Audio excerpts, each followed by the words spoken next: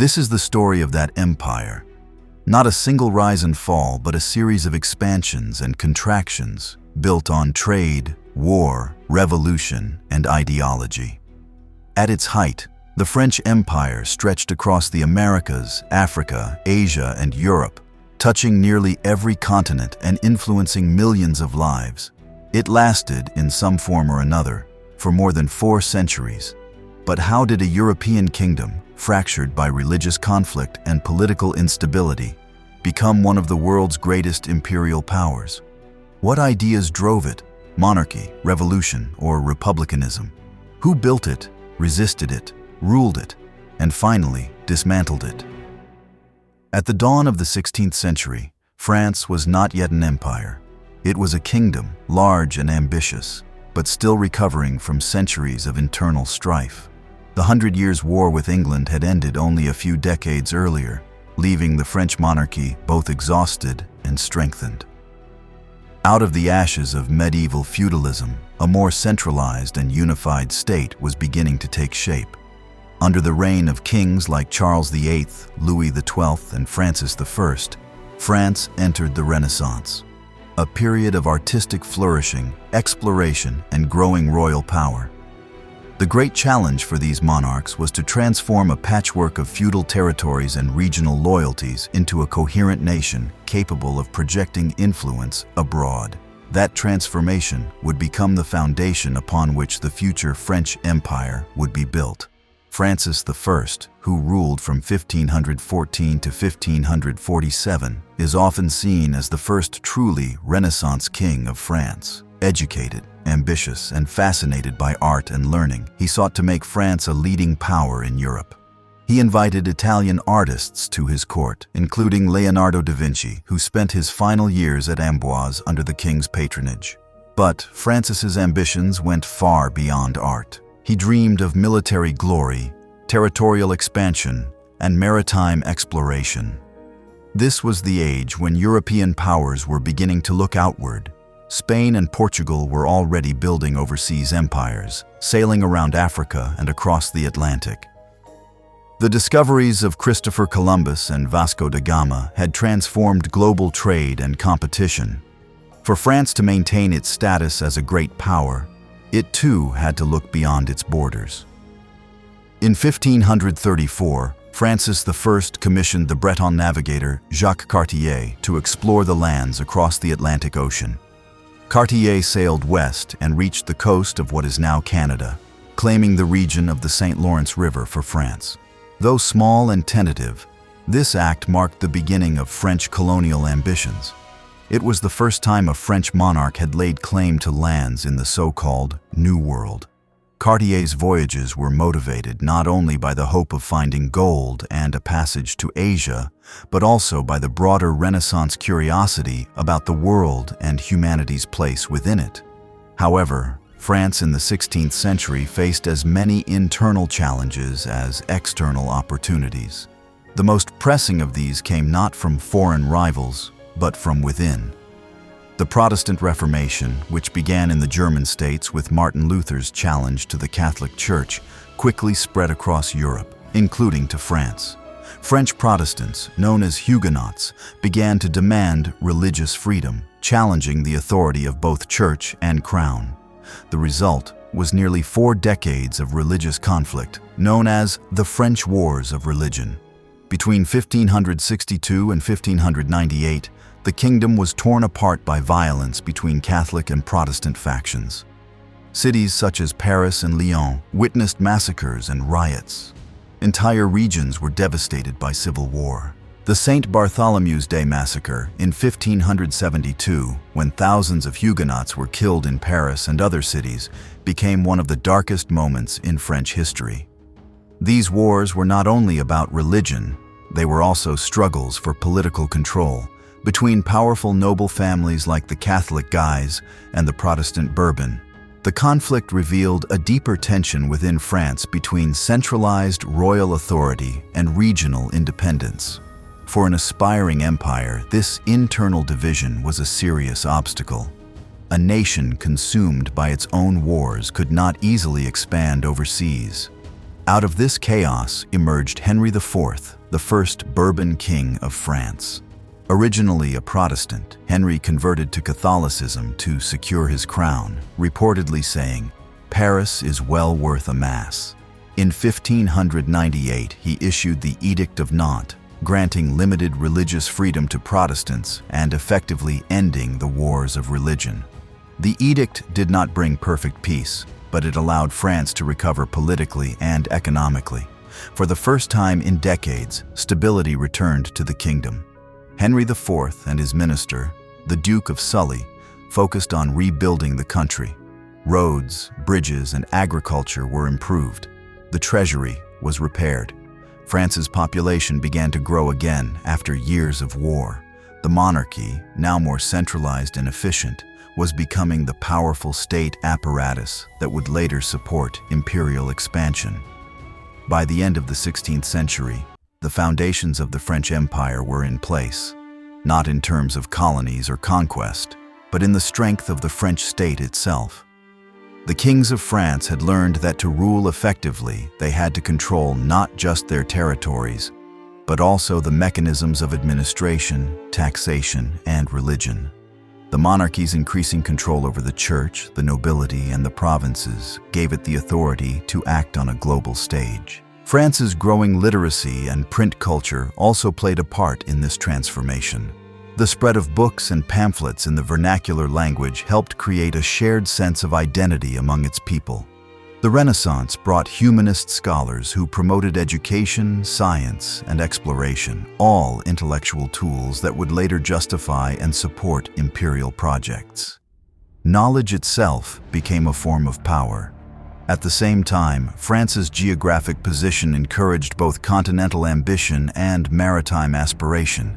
Its long Atlantic coast opened routes to the Americas, while its borders with Spain and the Holy Roman Empire kept it deeply engaged in European politics. French monarchs had to balance these two directions: expansion on the continent and exploration overseas. The 16th century was the testing ground for that balance. Still, compared with Spain and Portugal, France's overseas ventures remained limited during this period. While the Spanish conquered vast territories in the Americas and the Portuguese dominated Asian trade routes, the French efforts under Cartier and others were small and often interrupted by domestic strife. France had the ambition, but not yet the unity or naval power, to compete effectively. Nevertheless, these early attempts planted seeds that would later grow into a global empire. The idea that France could and should expand beyond Europe had entered the national imagination. The discoveries of new lands and peoples sparked debates among intellectuals and theologians about colonization, trade, and conversion. Should France follow Spain's model of conquest, or should it pursue a different path based on commerce and cultural influence? Those questions would resurface in the centuries to come.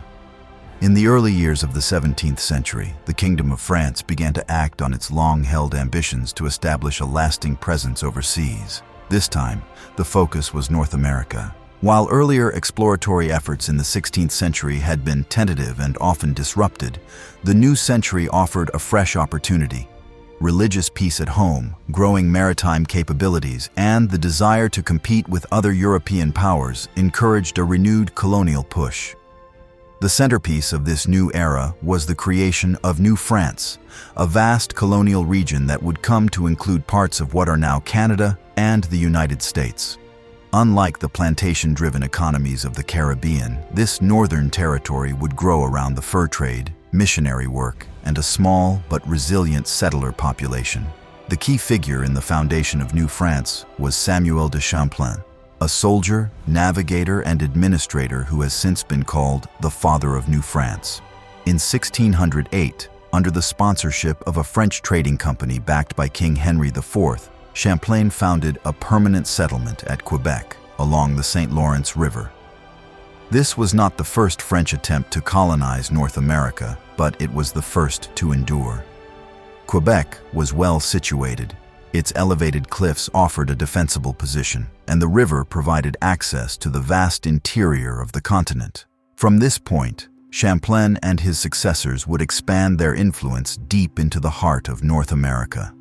The settlement began modestly, with only a handful of men and a small fort, but it represented a strategic commitment by France to stay and grow.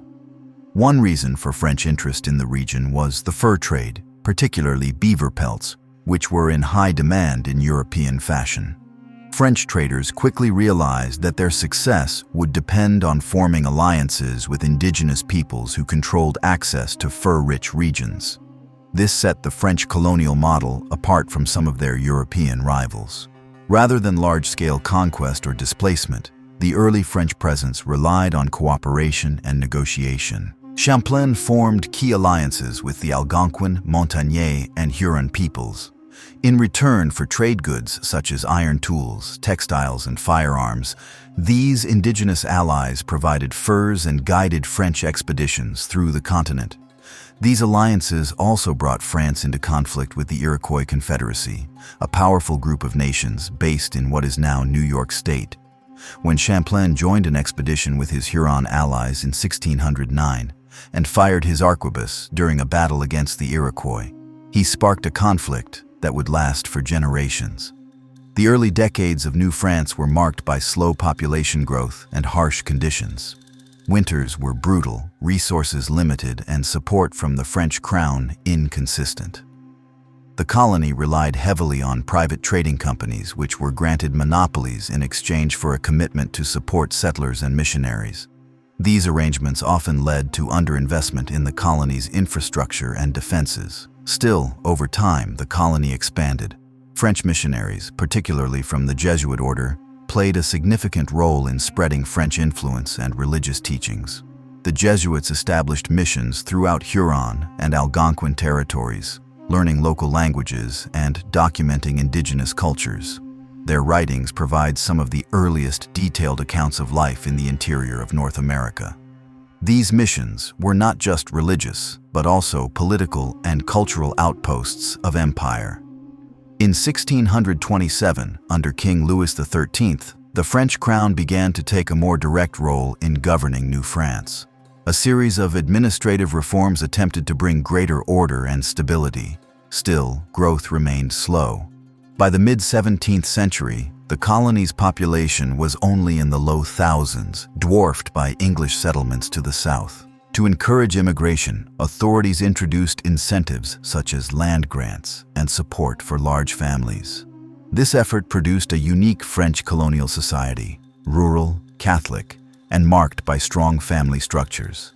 One particularly important development was the seigneurial system, a semi-feudal land arrangement adapted to the New World. Land was granted by the crown to seigneurs, or lords, who in turn distributed it to tenant farmers. These long, narrow plots stretched out from rivers and roads, allowing each household access to transportation and irrigation.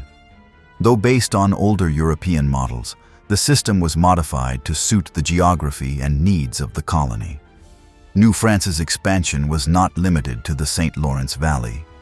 By the late 17th century, explorers such as Louis Joliet and Jacques Marquette had mapped much of the Mississippi River basin.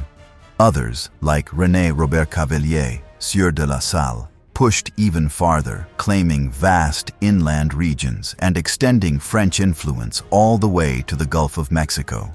These journeys were driven by both economic and strategic concerns. Controlling the river systems of North America would allow France to dominate interior trade and block English expansion. This territorial ambition culminated in the establishment of Louisiana in the early 18th century, named in honor of King Louis XIV. While sparsely settled, Louisiana represented France's intention to create a corridor of influence stretching from Quebec to the Mississippi Delta. Alongside Canada and the Illinois country, it formed part of a vast but lightly populated continental empire. Despite this impressive reach, New France remained vulnerable. Its small population, long supply lines, and dependence on indigenous alliances made it difficult to defend. The colony was caught in a constant struggle with English settlers, who were more numerous and often better supplied. This rivalry led to a series of colonial conflicts, including King William's War, Queen Anne's War, and King George's War. each tied to broader European conflicts between France and Britain. These wars took a heavy toll on New France.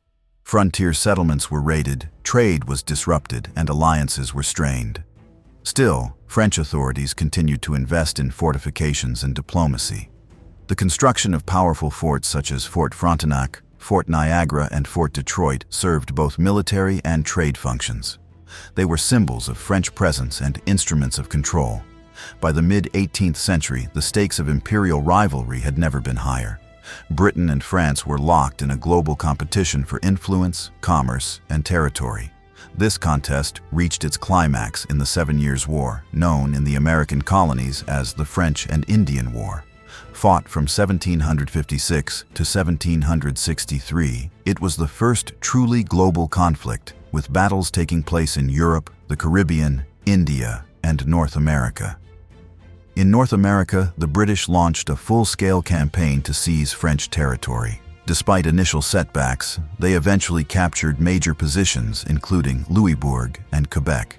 The decisive blow came at the Battle of the Plains of Abraham in 1759, where British forces under General James Wolfe defeated French troops led by the Marquis de Montcalm. Both commanders died in the battle, which marked a turning point in the war. As France's North American ambitions waned, its attention increasingly turned to another region, one that, while geographically smaller, would prove far more profitable. The Caribbean, particularly the islands of Martinique, Guadeloupe, and especially Saint-Domingue, became the heart of the French colonial economy during the 17th and 18th centuries. These colonies were built not on fur or cooperation with indigenous peoples, but on sugar, and behind sugar stood the brutal machinery of transatlantic slavery. French settlement in the Caribbean began in the early 17th century. In 1625, French adventurers occupied parts of St. Kitts, and by the 1630s, they had established permanent colonies in Martinique and Guadeloupe. These islands were not uninhabited. Indigenous Carib peoples resisted the French presence, but over time they were displaced or killed, as European diseases, warfare, and forced removal took their toll. The French presence expanded steadily, driven by private companies backed by royal authority. The early economic activity of these colonies was modest, centered around tobacco and cotton. But by the late 17th century, sugar had become king. The sugar cane plant, imported from the Mediterranean and South Asia, thrived in the Caribbean climate. Sugar quickly became one of the most valuable commodities in Europe, used in everything from tea and coffee to confectionery and alcohol. Producing sugar on a large scale, however, required an immense and continuous labor force, one that France, like other European powers, chose to supply through the Atlantic slave trade. By the 1640s, enslaved Africans were being transported in growing numbers to the French Caribbean. Initially, the French crown had little direct involvement, relying instead on chartered companies such as the Compagnie des Îles d'Amérique. But over time, especially under the reign of Louis XIV, the French monarchy took a more active role in organizing and regulating the colonial system. In 1685, Louis XIV issued the Code Noir, or Black Code, a comprehensive legal framework for slavery in the French colonies. The Code Noir formalized the status of enslaved people as property, while also imposing regulations on masters. It required the baptism of enslaved Africans as Catholics, prohibited torture outside of specific punishments, and granted enslaved individuals some theoretical rights. In practice, however, these protections were rarely enforced. The Code Noir was designed less to protect the enslaved and more to standardize and maintain control over a rapidly expanding plantation economy. The centerpiece of this economy was Saint-Domingue, located on the western part of the island of Hispaniola.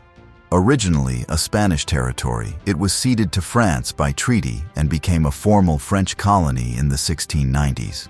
By the mid-18th century, Saint-Domingue had become the richest colony in the world, producing massive quantities of sugar, coffee, indigo, and cotton. It was known in France as the Pearl of the Antilles. But this wealth came at a staggering human cost. Saint-Domingue's prosperity depended on the labor of hundreds of thousands of enslaved Africans who were subjected to extreme violence, disease, and exhaustion. Life expectancy for an enslaved person on a sugar plantation was short, often no more than a decade. Most enslaved people were worked to death and replaced with new arrivals from Africa. Unlike in North America, where enslaved populations often grew naturally, the French Caribbean relied on continuous importation. The Atlantic slave trade became deeply embedded in the French imperial system. Ships left ports such as Nantes, Bordeaux, and La Rochelle, carrying manufactured goods to Africa where they were exchanged for captives. These human beings were then transported across the Atlantic in horrific conditions, with death rates often exceeding 1 in 5. Survivors were sold into slavery in the Caribbean, and the ships returned to France laden with sugar, coffee, and rum. This triangular trade enriched merchants, shipowners, and the French crown itself. Saint-Domingue's society was divided along rigid racial and class lines. At the top were white planters, known as Grands Blancs, who owned large estates and wielded considerable political and economic power. Below them were Petits Blancs, poorer whites who worked as artisans, overseers, or soldiers. They often held fierce racial prejudices, despite their limited wealth. Then came the gens de couleur libre, or free people of color, many of whom were of mixed African and European ancestry. Some of these individuals owned property and even enslaved people themselves, though they remained legally and socially inferior to whites. At the bottom of the hierarchy were the vast majority, enslaved Africans and their descendants. By the late 18th century, Saint-Domingue's population included more than 500,000 enslaved people, making up nearly 90% of the total population. This demographic imbalance created constant tension and the ever-present threat of revolt. Despite the brutality of the system, enslaved people resisted in countless ways, through sabotage, escape, cultural preservation, and in some cases, open rebellion. The mountainous terrain of Saint-Domingue allowed many to flee plantations and form maroon communities, living in hidden settlements beyond colonial control. Some of these communities engaged in guerrilla warfare against the French and helped keep alive African traditions, languages, and spiritual practices. While France grew wealthy from Caribbean sugar, debates over slavery and empire began to surface in intellectual circles. The Enlightenment, which championed reason, liberty, and human rights, created a contradiction for a nation that spoke of universal values but profited from human bondage. Philosophers like Voltaire and Montesquieu critiqued aspects of slavery, though often cautiously. Others, like Denis Diderot, were more direct in condemning colonial cruelty. Still, these ideas remained largely confined to salons and texts until revolution brought them to the streets. The French Revolution, beginning in 1789, would shake the foundations of the empire. Its slogans, liberty, equality, fraternity, resonated far beyond the borders of mainland France. In the Caribbean, the revolution presented both an opportunity and a crisis. Free people of color demanded equal rights as French citizens. Enslaved people, hearing of revolutionary ideals, began to organize in secret. The situation exploded in 1791, when a massive slave uprising began in the northern plains of Saint-Domingue. Thousands of enslaved people took up arms, burning plantations and killing slaveholders. This was not an isolated revolt, but the beginning of a sustained revolution. What followed was over a decade of war, shifting alliances, and political chaos, culminating in the most successful slave revolt in modern history. As the revolution radicalized in France, the National Convention officially abolished slavery in the colonies in 1794. The move was partly ideological, but also strategic, an attempt to win support from rebel leaders in Saint-Domingue against rival European powers. One of the most prominent leaders to emerge during this time was Toussaint Louverture, a former slave who proved to be a brilliant military strategist and a shrewd political operator. Under Louverture's leadership, the revolutionaries defeated Spanish and British forces who had tried to seize the colony. He re-established order, reorganized agriculture on more equitable terms, and governed the colony as a de facto autonomous state, all while maintaining loyalty, at least in name, to the French Republic. However, the rise of Napoleon Bonaparte changed the course once again. In 1802, Napoleon sent a large expeditionary force to Saint-Domingue, aiming to restore French control and reimpose slavery. The result was a brutal war marked by atrocities on both sides. Louverture was captured and deported to France, where he died in prison. But the fight continued under new leaders, including Jean-Jacques Dessalines. The French army, weakened by tropical disease and relentless resistance, eventually collapsed. On January 1, 1804, Dessalines declared the independence of Haiti, making it the first black republic in the world and the first nation to abolish slavery completely through revolution. By the middle of the 18th century, global tensions between the European powers had escalated into open rivalry. France and Britain, in particular, had become bitter competitors across multiple continents. Their economic interests, military ambitions, and colonial holdings increasingly collided in a world where empire was no longer a regional matter. It was global. What followed was the 7 Years' War, a conflict so vast in scope that historians often refer to it as the First True World War. The war officially began in 1756, but the seeds had been sown earlier through smaller conflicts in North America, the Caribbean, India, and Europe. What made this war different was its scale and its coordination. Fighting took place simultaneously in Europe, West Africa, South Asia, the Caribbean, and North America.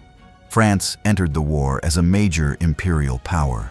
By the end, it would lose most of its overseas empire. In North America, the conflict was known as the French and Indian War. The British colonies had expanded toward the Ohio River Valley, an area also claimed by France. Skirmishes between colonial militias and French troops quickly escalated. France had built a series of forts along key waterways to protect its trade routes and territorial claims. Britain viewed these moves as aggressive and responded with military force. The war in North America became a brutal contest for control over the continent. French forces, supported by various indigenous allies such as the Shawnee, Algonquin, and Huron, used their knowledge of the terrain to resist British advances. On the other side, British troops and colonial militias, often more numerous and better supplied, gradually gained ground. The French strategy relied on mobility, fortified positions, and maintaining their alliances with native nations. But the sheer size of British forces and the growing military investment from London began to turn the tide. Meanwhile, in India, France and Britain clashed through their East India companies. These companies were not just trading enterprises, but also military and political agents of empire. The French, led by figures like Joseph-François Duplessis, had built strong alliances with Indian rulers, particularly in the southern regions. However, the British, under the leadership of Robert Clive, made decisive gains, especially after the Battle of Plassey in 1757. This victory allowed Britain to dominate Bengal, a key economic region, and pushed France into a defensive posture in South Asia. In Europe, France fought alongside Austria, Russia, and Sweden against Britain, Prussia, and a few smaller states. While much of the fighting in Europe focused on the continent's balance of power, the outcomes of battles there affected the allocation of resources abroad. France was forced to divide its military and financial efforts, weakening its position in the colonies.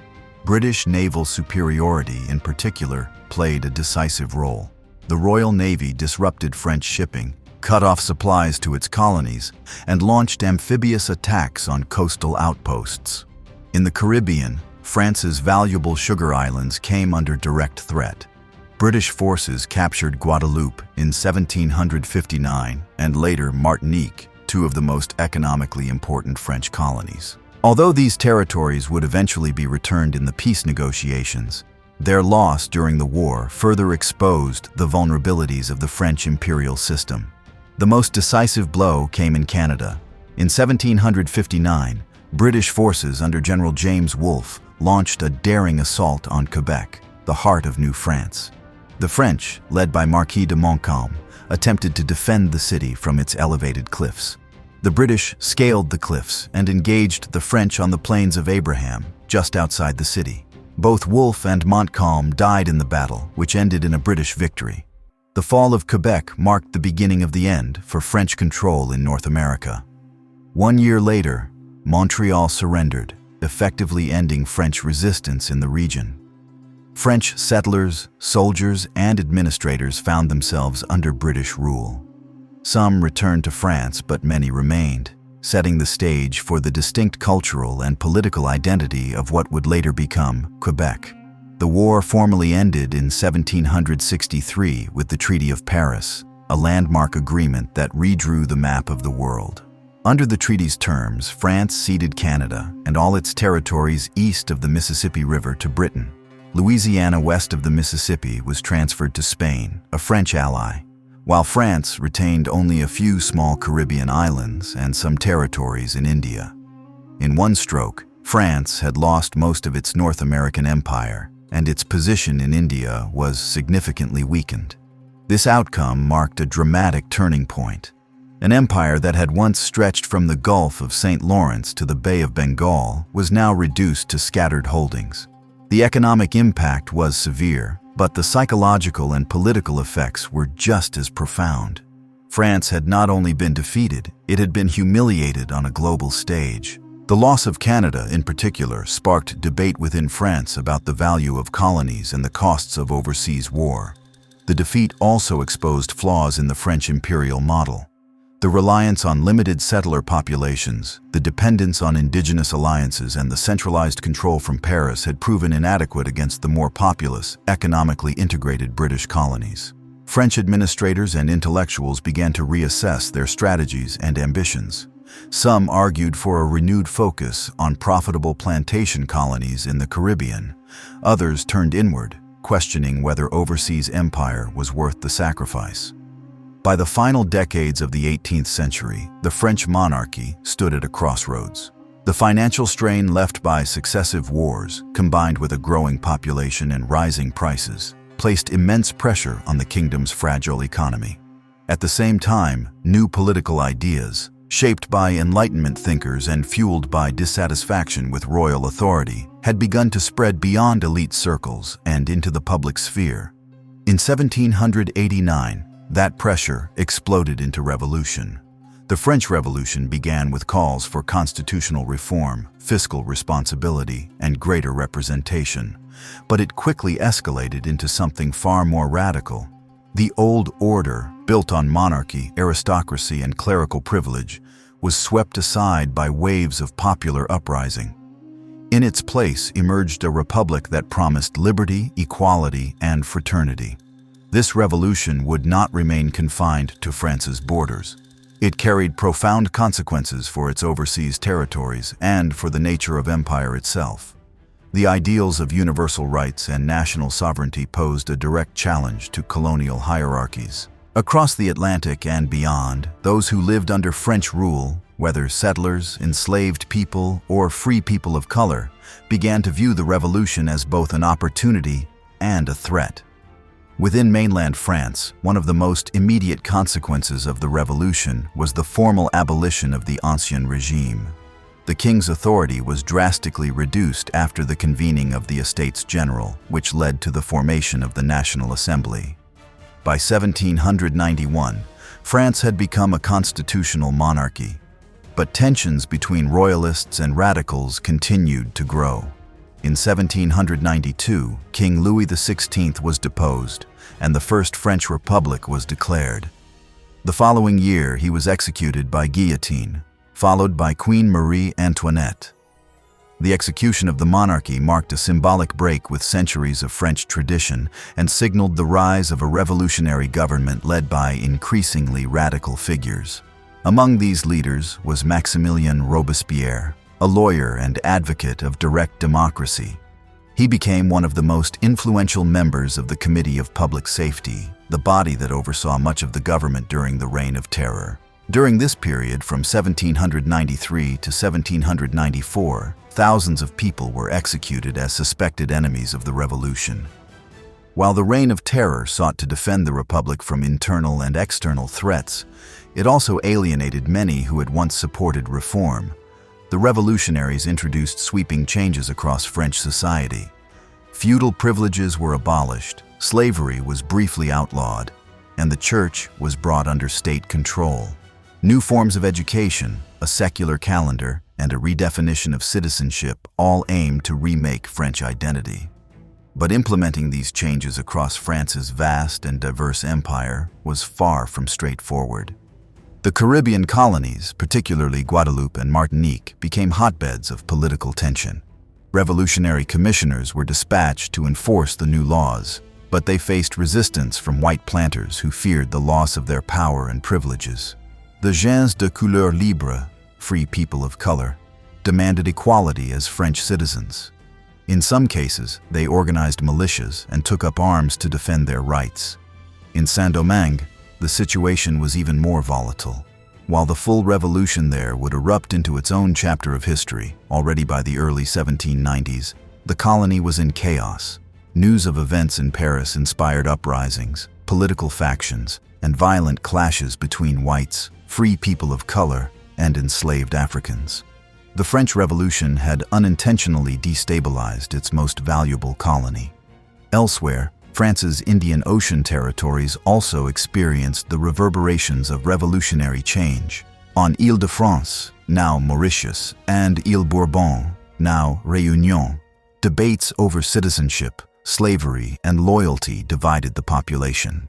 The island's governors, fearing rebellion and British invasion, often resisted or delayed the enforcement of revolutionary laws.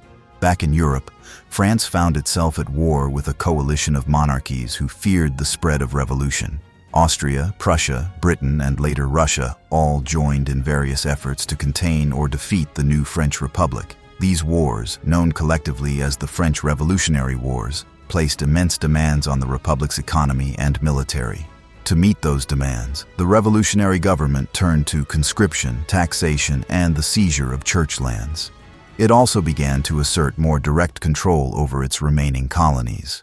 In 1794, the National Convention declared the abolition of slavery across all French territories. This was a landmark moment, driven both by revolutionary ideology and by pragmatic concerns, gaining the support of rebel forces in places like Saint-Domingue. However, the reality of enforcing abolition varied widely. In some colonies, particularly those under British blockade or under the control of royalist forces, slavery persisted. Even where abolition was declared, the social and economic systems that had supported slavery proved difficult to dismantle. Planters resisted, trade networks collapsed, and tensions mounted between revolutionary officials and colonial elites. The revolution's radical phase came to an end with the fall of Robespierre in 1794. He was arrested and executed by those who saw him as having gone too far. In the years that followed, a more moderate government, the Directory, took control. This regime, while less extreme than its predecessor, struggled with internal unrest, economic instability, and ongoing wars abroad. It was during this time that a young military officer named Napoleon Bonaparte began to rise through the ranks. His victories in Italy and Egypt earned him national fame and positioned him as a figure capable of restoring order to France. In 1799, Napoleon staged a coup, overthrowing the Directory and establishing the Consulate with himself as first consul. While revolutionary France underwent political upheaval and institutional reinvention, a parallel storm of even greater consequence was unfolding across the Atlantic. In the colony of Saint-Domingue, what began as a local uprising would transform into the most significant slave rebellion in modern history. It would lead not only to the abolition of slavery on the island, but to the creation of the world's first Black Republic. It would also mark the permanent loss of France's most valuable overseas possession. The uprising began in August of 1791, Enslaved Africans, long subjected to extreme violence and backbreaking labor on the sugar and coffee plantations of northern Saint-Domingue, rose up in coordinated rebellion.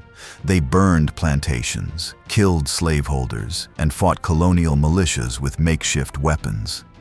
This was not a spontaneous act of desperation. It was an organized, determined campaign for liberation, carried out by people who had been denied humanity under colonial rule.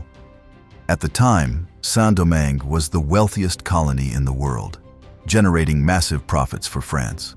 But the wealth of Saint-Domingue depended entirely on the exploitation of enslaved labor. The uprising struck at the very core of that system. It also created panic among white planters, colonial authorities, and the political leadership in Paris. The French Revolution, which had promised liberty and equality, had inadvertently inspired those furthest from the metropole to demand those same rights. In the early stages of the revolt, different factions emerged within the colony. White planters sought to restore order and preserve slavery. Free people of color, some of whom were wealthy landowners, demanded equal rights as French citizens. Enslaved people pushed for immediate and total emancipation.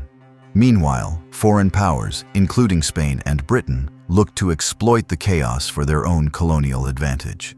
Amid this fragmentation, a remarkable leader rose to prominence: Toussaint Louverture. Born into slavery, Louverture had been freed and educated, and by the early 1790s, he had joined the rebellion. He quickly distinguished himself as a skilled strategist and a pragmatic political thinker. Louverture navigated the complex landscape of shifting alliances, at times working with the Spanish against the French, and later switching allegiance to the French Republic once it promised emancipation. The turning point came in 1794, when the revolutionary government in France formally abolished slavery in all French colonies. This decision was not purely ideological. France needed the support of rebel forces in Saint-Domingue to fend off British and Spanish attempts to seize the colony. By aligning with Louverture and the formerly enslaved population, the French Republic hoped to retain some form of control over the island. Louverture accepted the offer and switched sides. He led successful military campaigns to drive out the British and Spanish, solidifying his authority across Saint-Domingue. In the following years, Louverture consolidated power, restructured the colony's administration, and revived the agricultural economy, this time using a system of paid labor rather than slavery. He ruled in the name of France, but operated with a high degree of autonomy. Although slavery had been abolished, Louverture faced a delicate challenge. He sought to maintain economic productivity, which required the cooperation of former planters, while also ensuring freedom and dignity for the formerly enslaved.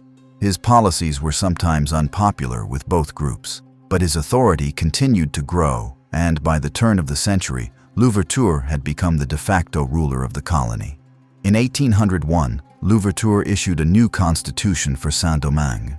It declared the colony autonomous, abolished slavery permanently, and named Louverture governor for life. Though the document still acknowledged the sovereignty of France, it was a clear assertion of independence in practice, if not in name. Back in France, Napoleon Bonaparte, now first consul, viewed Louverture's growing power with alarm. Napoleon had plans to rebuild a global French empire, including the re-establishment of colonial profits from Saint-Domingue. The island's autonomy, along with its break from plantation slavery, threatened both his economic goals and his political vision.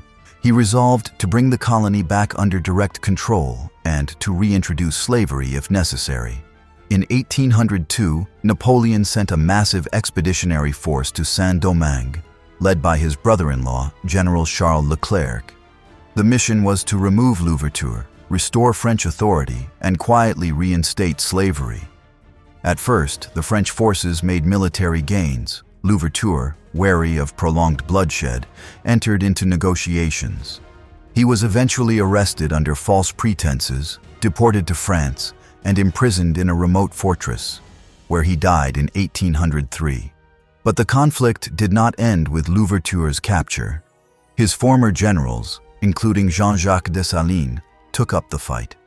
Now convinced that France would never accept a free black colony, they united in a final struggle for independence.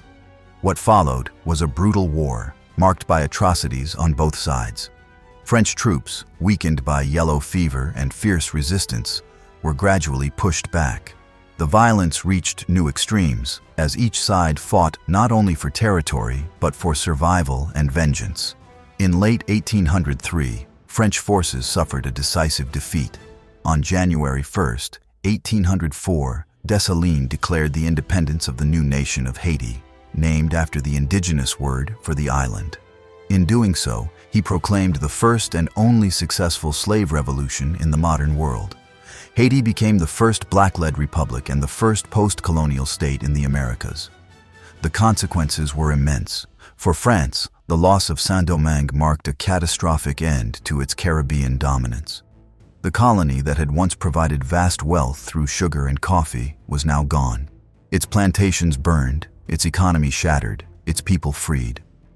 Napoleon abandoned plans to rebuild a French empire in the Americas. Soon after, he sold the Louisiana Territory to the United States, marking a strategic withdrawal from Western Hemisphere ambitions. As the 18th century drew to a close, France remained gripped by instability. Years of revolutionary upheaval, foreign war, and economic crisis had left the country fatigued and fractured. The institutions that had replaced the monarchy were seen by many as weak, inconsistent, or corrupt. In this climate of uncertainty, a single figure began to emerge with both the military success and political skill needed to restore order: Napoleon Bonaparte. Napoleon's rise was not sudden, but it was swift. Born in Corsica in 1769, he had trained at French military academies and gained recognition during the French Revolutionary Wars. His Italian campaign in the mid-1790s brought him national fame, and his command in Egypt, though strategically mixed, added to his reputation as a bold and visionary leader. By 1799, public confidence in the ruling Directory had collapsed. That November, Napoleon returned to France and launched a coup d'état, overthrowing the Directory and establishing the Consulate. Under the new constitution, real power was concentrated in the hands of First Consul Napoleon. Though the Republic was preserved in name, France was now effectively under autocratic rule. Napoleon moved quickly to consolidate authority. He restructured the legal system, reorganized the administration, re-established relations with the Catholic Church, and centralized the military. Each of these moves was designed to stabilize France internally while projecting strength externally. One of the defining features of Napoleon's leadership was his understanding of governance as a tool of empire. He did not simply seek to command armies. He sought to reshape institutions, laws, and societies under French influence. At home, this meant reforming how the state functioned. Abroad, it would mean reimagining how France extended its control over others. One of the most enduring reforms from this period was the development of the Napoleonic Code, completed in 1804. This civil code replaced the patchwork of local customs and revolutionary laws with a coherent legal framework. It emphasized equality before the law, property rights, and secular governance. The code eliminated privileges based on birth and standardized legal proceedings. Though it limited certain rights, particularly for women, it established legal clarity that would be adopted or adapted in territories across Europe and beyond. Napoleon also sought to mend France's fractured relationship with the Catholic Church. In 1801, he signed the Concordat with Pope Pius VII, re-establishing the Church's role in French society while ensuring it remained subordinate to the state. This agreement helped stabilize domestic politics and gave Napoleon broader legitimacy among conservative and rural populations. Militarily, France remained at war with various European coalitions. Napoleon's success on the battlefield reinforced his popularity at home. He defeated Austrian forces at Marengo in 1800, secured peace with Britain through the Treaty of Amiens in 1802, and crushed opposition in several parts of Italy and Germany. Each victory expanded French influence, and with it, Napoleon's prestige. But even as he negotiated peace treaties, Napoleon continued to act as a head of state, preparing for long-term rule. In 1802, a national referendum confirmed him as first consul for life. The outcome was engineered, but it reflected real support from a public eager for stability. The institutions of the Republic remained on paper, but in practice, Napoleon now held unchecked executive power. The transformation from Republican consul to emperor was the next logical step in this consolidation. In May of 1804, the Senate passed a motion to declare Napoleon Emperor of the French, a title that evoked both imperial Rome and the legacy of Charlemagne. The coronation, held in December of the same year at Notre Dame Cathedral in Paris, was rich with symbolism. Pope Pius VII was present, but Napoleon famously placed the crown on his own head, an act interpreted as a statement of self-made authority. The First French Empire was now formally established. It marked a new chapter in the history of French expansion, not colonial in the traditional sense, but imperial in ambition and scope. Napoleon sought not just to rule France, but to extend a French-led order across the European continent. The imperial system that followed rested on several key principles. First, Napoleon maintained a centralized bureaucracy, run by prefects appointed by Paris. These officials oversaw local governance, tax collection, law enforcement, and education. Second, the army was professionalized and expanded. It drew from the conscription system established during the Revolution, but was now used for long-term campaigns beyond France's borders. Third, Napoleon promoted a merit-based aristocracy.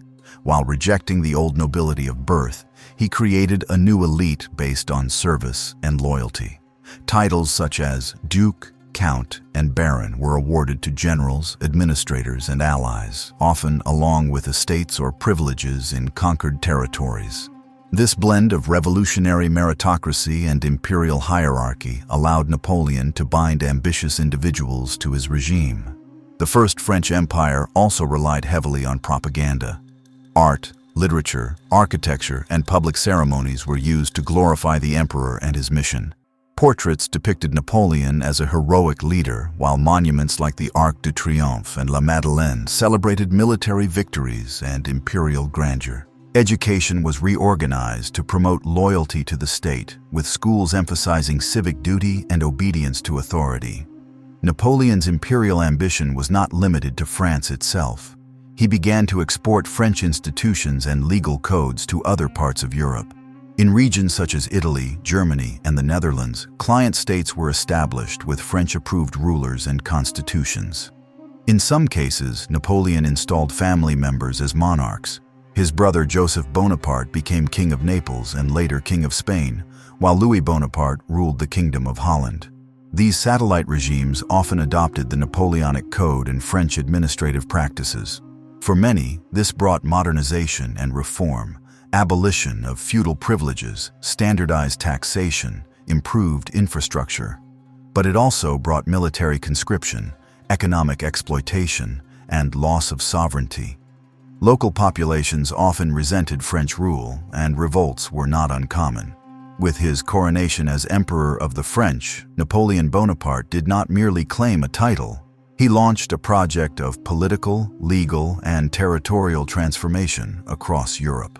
The years following 1804 witnessed the rapid expansion of French power on the continent. This was the high point of the First French Empire, when Napoleon's armies dominated Europe from the Iberian Peninsula to the borders of Russia. Yet his ambitions extended beyond military victory. Napoleon envisioned a new order, one grounded in centralized governance, legal uniformity, and the influence of French institutions. The first major challenge to Napoleon's rule after his coronation came from the formation of the Third Coalition, an alliance that included Britain, Austria, and Russia. The coalition aimed to curtail French expansion and restore a balance of power in Europe. In response, Napoleon mobilized one of the most formidable military forces the continent had seen.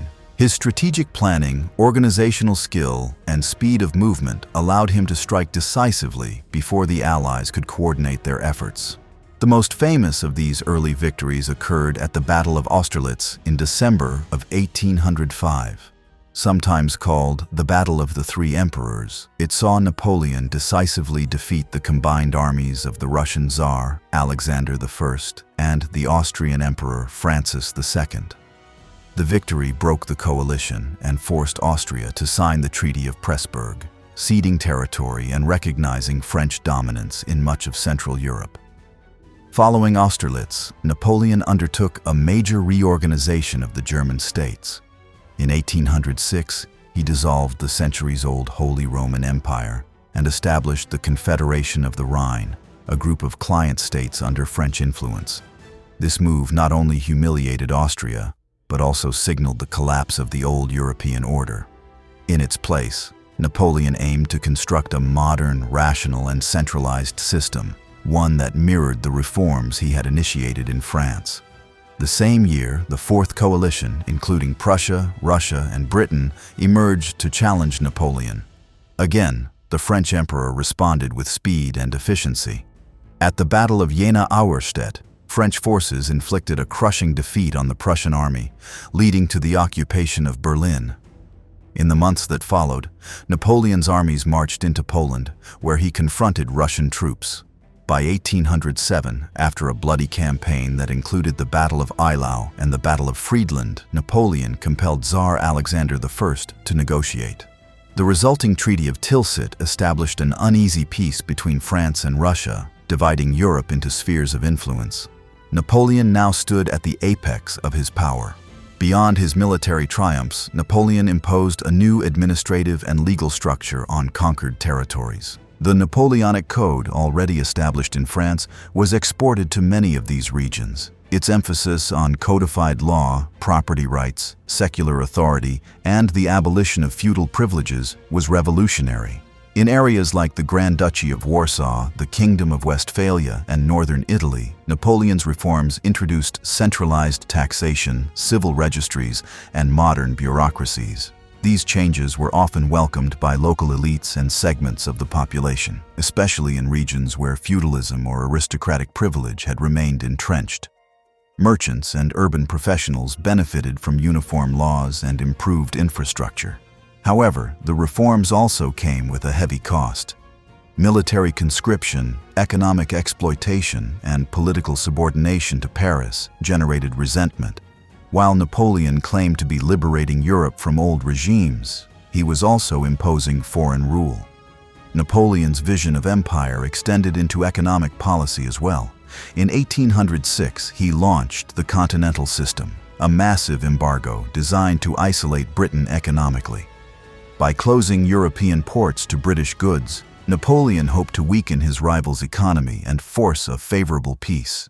The policy was ambitious, but difficult to enforce. Smuggling became widespread, and neutral countries like Portugal resisted compliance. To punish Portugal and enforce the continental system, Napoleon invaded the Iberian Peninsula in 1807. This marked the beginning of the Peninsular War, a conflict that would become one of the most draining and damaging campaigns of the Napoleonic era. French forces occupied Spain, and Napoleon forced King Charles IV to abdicate, placing his brother Joseph Bonaparte on the Spanish throne.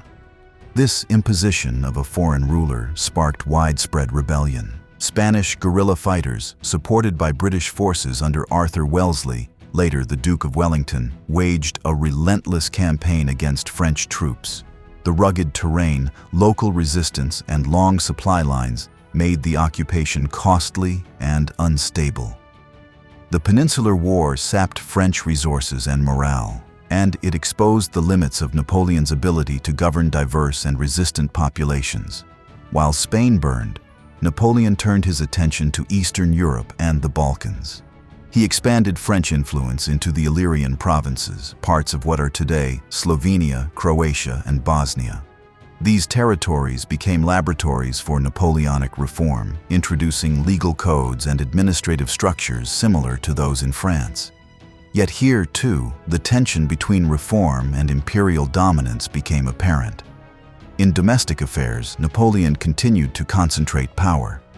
In 1808, he created the Imperial University, a centralized institution responsible for overseeing education across the empire. Curriculum, teacher appointments, and academic standards were all regulated by the state.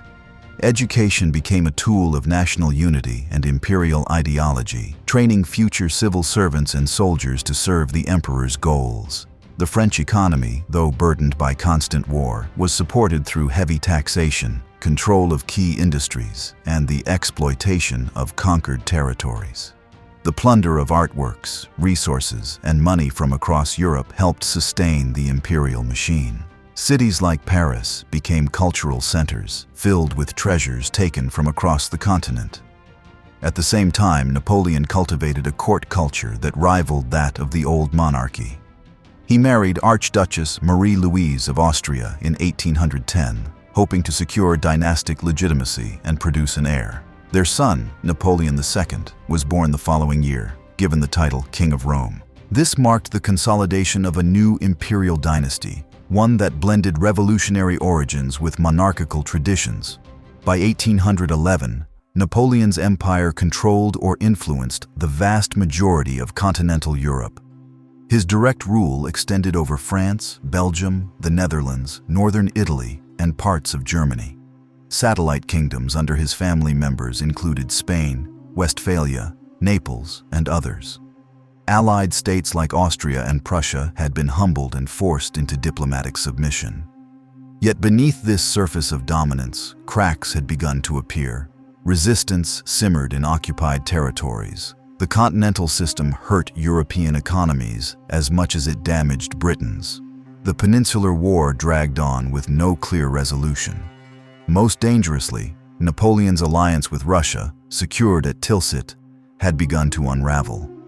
Tsar Alexander I chafed under the constraints of the continental system and resented French interference in Eastern European affairs. Trade disputes and geopolitical tensions grew. By late 1811, it became clear that the Franco-Russian alliance was collapsing. The vast French Empire built by Napoleon Bonaparte reached its zenith by the early 1810s. But with size came strain, and with ambition came overreach.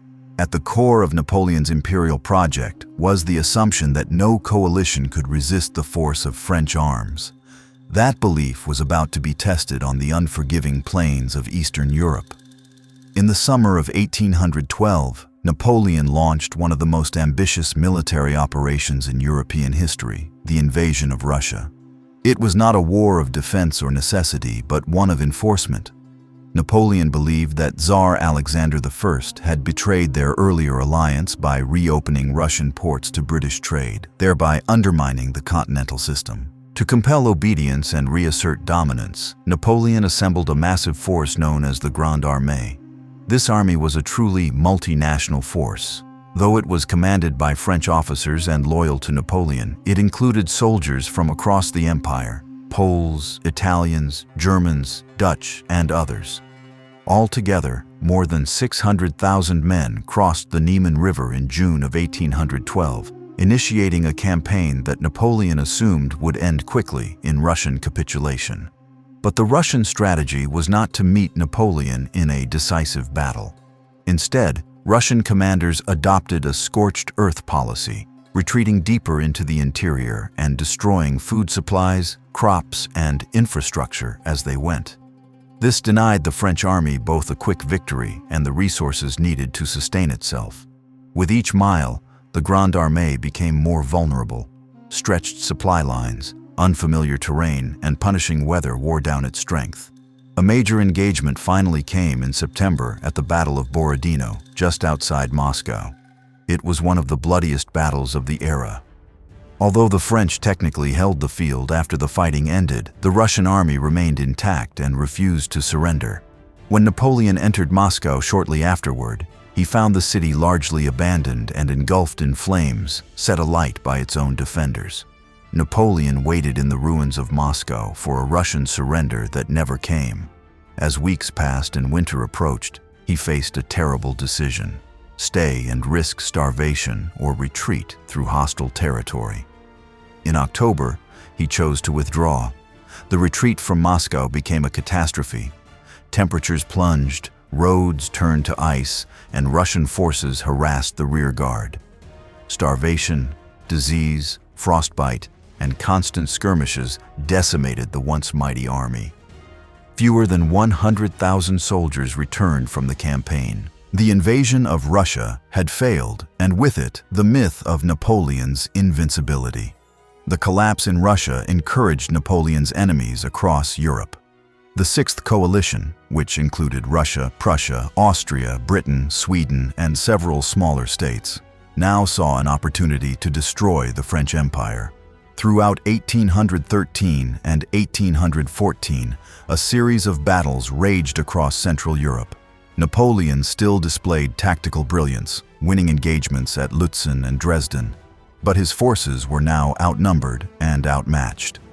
The decisive confrontation came at the Battle of Leipzig in October of 1813, also known as the Battle of the Nations.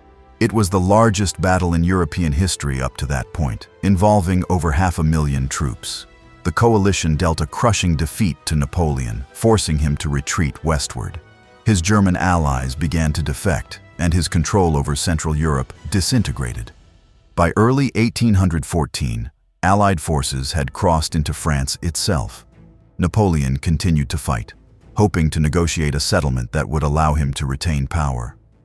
But the political situation in Paris was turning against him. The French people, exhausted by years of war, conscription, and economic hardship, no longer offered unified support. Influential politicians and generals began to withdraw their backing. In April of 1814, Napoleon was forced to abdicate. The Allied powers allowed him to retain the title of emperor, but exiled him to the island of Elba, off the coast of Italy. He was granted a modest personal guard and permitted to govern the island, but his empire had crumbled. In Paris, the monarchy was restored in the form of Louis XVIII, brother of the executed king. The restoration of the Bourbon monarchy marked a return to pre-revolutionary rule, but the legacy of Napoleon and the revolution could not be erased so easily. The Napoleonic Code remained in effect. Administrative reforms and secular institutions endured. Across Europe, the map had been redrawn and political expectations had shifted. Even in defeat, Napoleon's influence lingered. However, the story of the First French Empire did not end on Elba. In March of 1815, after less than a year in exile, Napoleon escaped from Elba and returned to France. His landing in the south was met with surprise, but little resistance. As he marched north toward Paris, soldiers sent to arrest him instead joined his ranks. His charisma, reputation, and sense of destiny once again galvanized support. Louis XVIII fled, and Napoleon reclaimed power in what became known as the 100 Days. The European powers, stunned but united, quickly responded. They assembled armies to confront Napoleon before he could consolidate his rule. In June of 1815, the climactic confrontation came at the Battle of Waterloo in what is now Belgium. Napoleon faced the combined forces of the British under Duke of Wellington and the Prussians under Gebhard Leberecht von Blücher. The battle was fiercely contested, with French troops initially gaining ground. But delays in deploying reserves, coordination failures, and the arrival of Prussian reinforcements turned the tide against him. By evening, Napoleon's forces were in full retreat. It was a final, irreversible defeat. He surrendered days later and was exiled once more, this time to the remote island of St. Helena in the South Atlantic, under much stricter supervision. There, he would remain until his death in 1821. The fall of Napoleon ended the First French Empire and ushered in a period of restoration and reaction across Europe. At the Congress of Vienna, diplomats from the victorious powers sought to restore monarchical order and redraw boundaries to prevent future revolutionary upheavals. France was reduced to its pre-revolutionary borders but remained a major power. After Napoleon's final defeat at Waterloo and his exile to St. Helena, France entered a new and uncertain phase.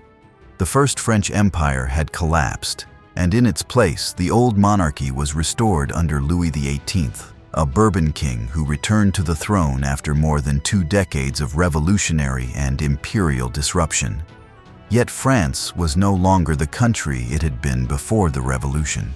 Its society, politics, and institutions had been permanently transformed, and despite the restoration of monarchy, the imperial spirit had not vanished.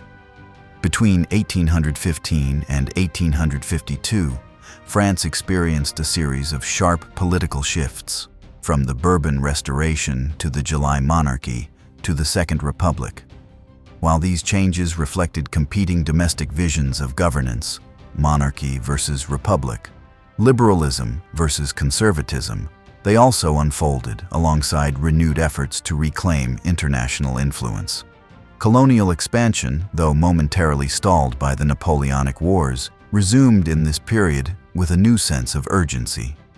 During the initial Bourbon Restoration, Louis XVIII attempted to balance monarchical tradition with the realities of a post-revolutionary society. He accepted a constitutional charter that preserved many civil liberties, including equality before the law and protection of property. However, political power remained largely in the hands of the conservative elite, and popular participation in governance was limited. This uneasy compromise held until his death in 1824. He was succeeded by Charles X, a staunch royalist who attempted to restore greater authority to the monarchy and the church. His conservative policies alienated many in the middle and working classes. In 1830, after a series of repressive ordinances aimed at curtailing press freedom and dissolving the legislature, widespread protests erupted in Paris. Known as the July Revolution, the uprising forced Charles X to abdicate. In his place, the July monarchy was established under Louis Philippe, the so-called citizen king. His reign, lasting from 1830 to 1848, represented a more liberal constitutional monarchy with increased influence for the bourgeoisie and industrial elites. Louis Philippe presented himself as a moderate ruler, but over time his regime became increasingly conservative, especially as economic inequality and political exclusion persisted. While France's political institutions fluctuated, one area saw growing continuity: colonial ambition. In 1830, just weeks before Charles X was overthrown, France invaded Algeria. The decision was initially intended as a show of strength to distract from domestic discontent, but it marked the beginning of a long and brutal colonization that would redefine French imperial priorities. The invasion began with a naval blockade and assault on Algiers, the capital of the Regency of Algiers, which was under nominal Ottoman control but functioned largely independently. French troops quickly seized the city and the Dey of Algiers surrendered. However, what began as a limited intervention soon escalated into a full-scale occupation.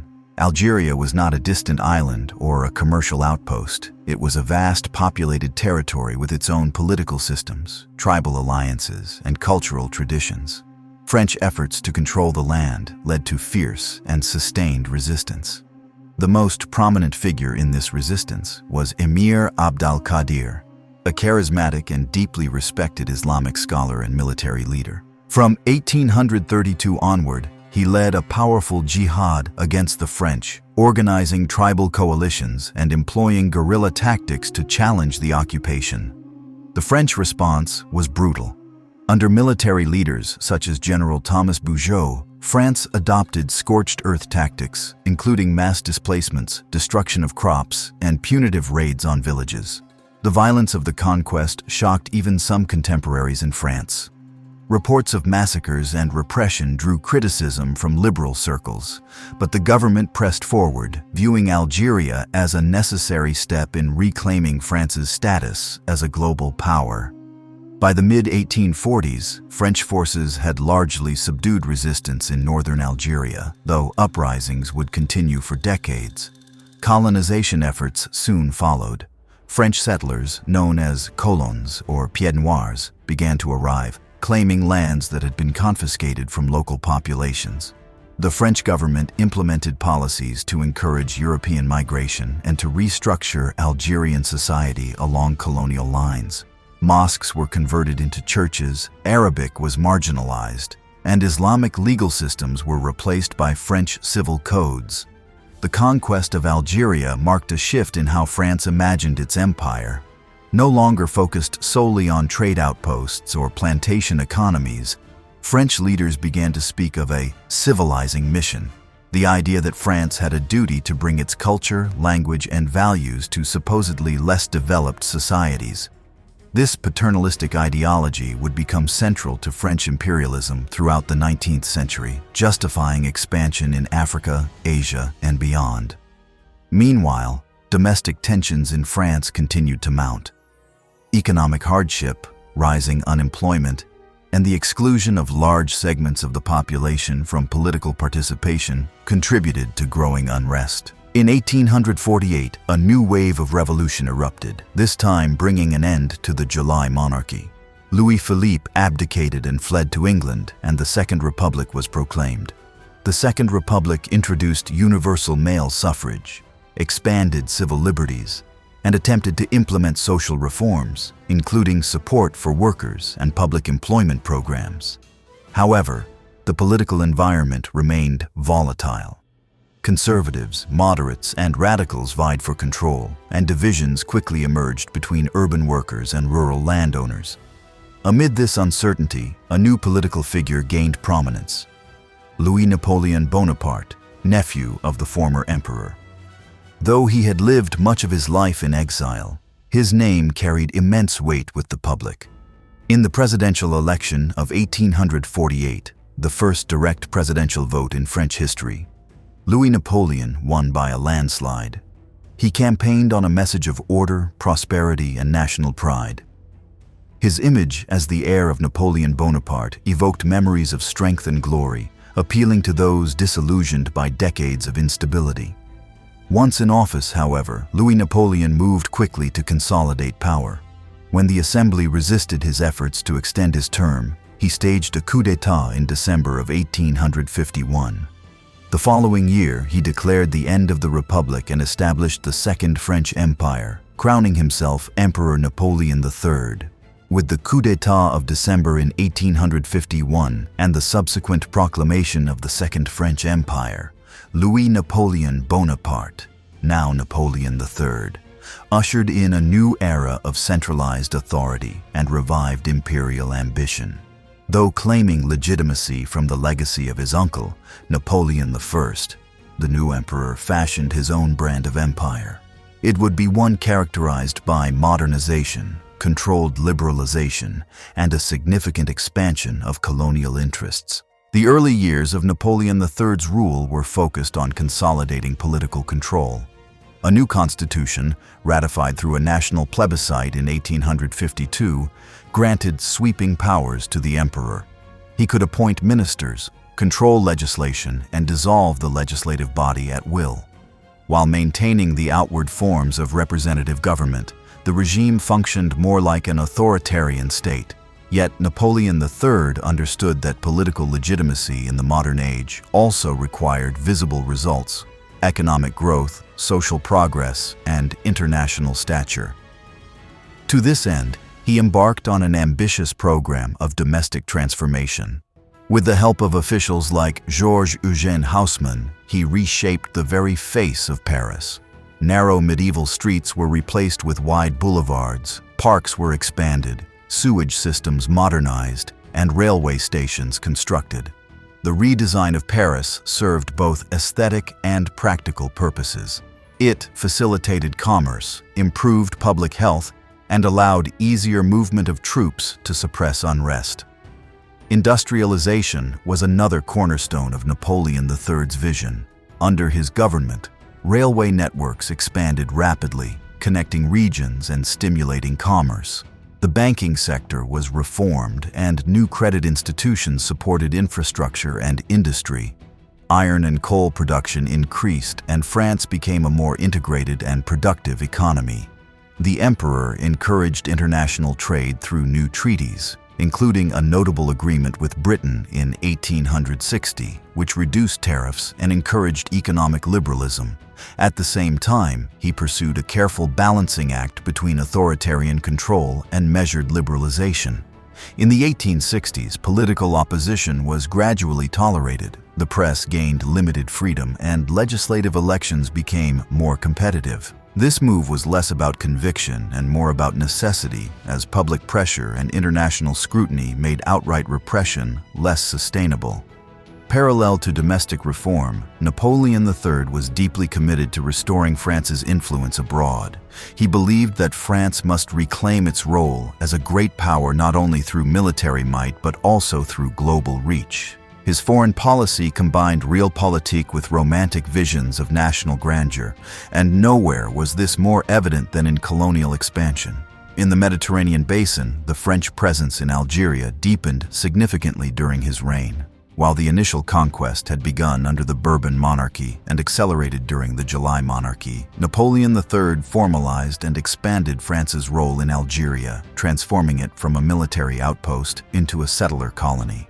By the mid-19th century, Algeria had been administratively incorporated as part of metropolitan France, divided into departments similar to those in the mainland.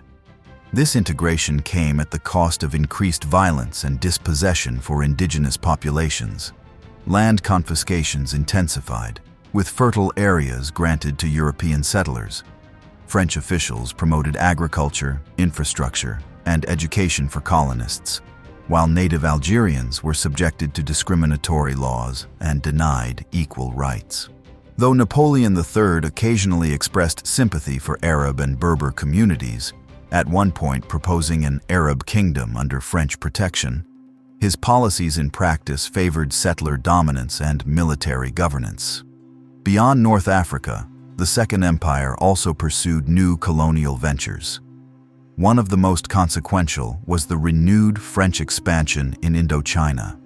In the late 1850s, Napoleon III ordered military action in southern Vietnam under the pretext of protecting Catholic missionaries who had faced persecution by local rulers. This intervention led to the seizure of the territory around Saigon in 1862 and the creation of Cochinchina as a French colony. This marked the beginning of a long and complex engagement in Southeast Asia. French control would eventually expand to include Annam, Tonkin, Cambodia, and later Laos, forming the broader region known as French Indochina. Napoleon III's justification combined religious protection, commercial interest, and civilizational rhetoric. He framed colonization as a moral duty, a way to uplift less advanced peoples by introducing French law, culture, and Christianity. Yet these missions were also economic in nature. Access to Asian markets, raw materials, and strategic ports were central motivations. French administrators, merchants, and military officers established their presence through treaties and force, reshaping local governance structures and laying the foundation for a more formal imperial bureaucracy. The emperor's foreign policy also extended to more ambitious and, at times, ill-fated adventures. In 1854, France joined Britain in the Crimean War against Russia, aiming to curb Russian influence in the declining Ottoman Empire. The campaign, fought largely in the Black Sea region, was marked by logistical failures and high casualties, but ultimately ended in a French and British victory. For Napoleon III, the war restored France's place among the great powers and demonstrated his willingness to act decisively on the global stage. Another major episode was the ill-conceived intervention in Mexico. In 1861, under the guise of collecting debts and restoring order, France, along with Britain and Spain, landed forces in Mexico. While the other powers quickly withdrew, Napoleon III pressed forward, seeking to install a conservative monarchy that would align with French interests and serve as a counterweight to the growing influence of the United States in the Americas. In 1864, Archduke Maximilian of Austria was declared Emperor of Mexico with French military backing. However, the intervention proved disastrous. Mexican Republican forces, led by Benito Juarez, resisted fiercely. French troops became bogged down in a protracted conflict. As the American Civil War ended, the United States began pressuring France to withdraw, invoking the Monroe Doctrine.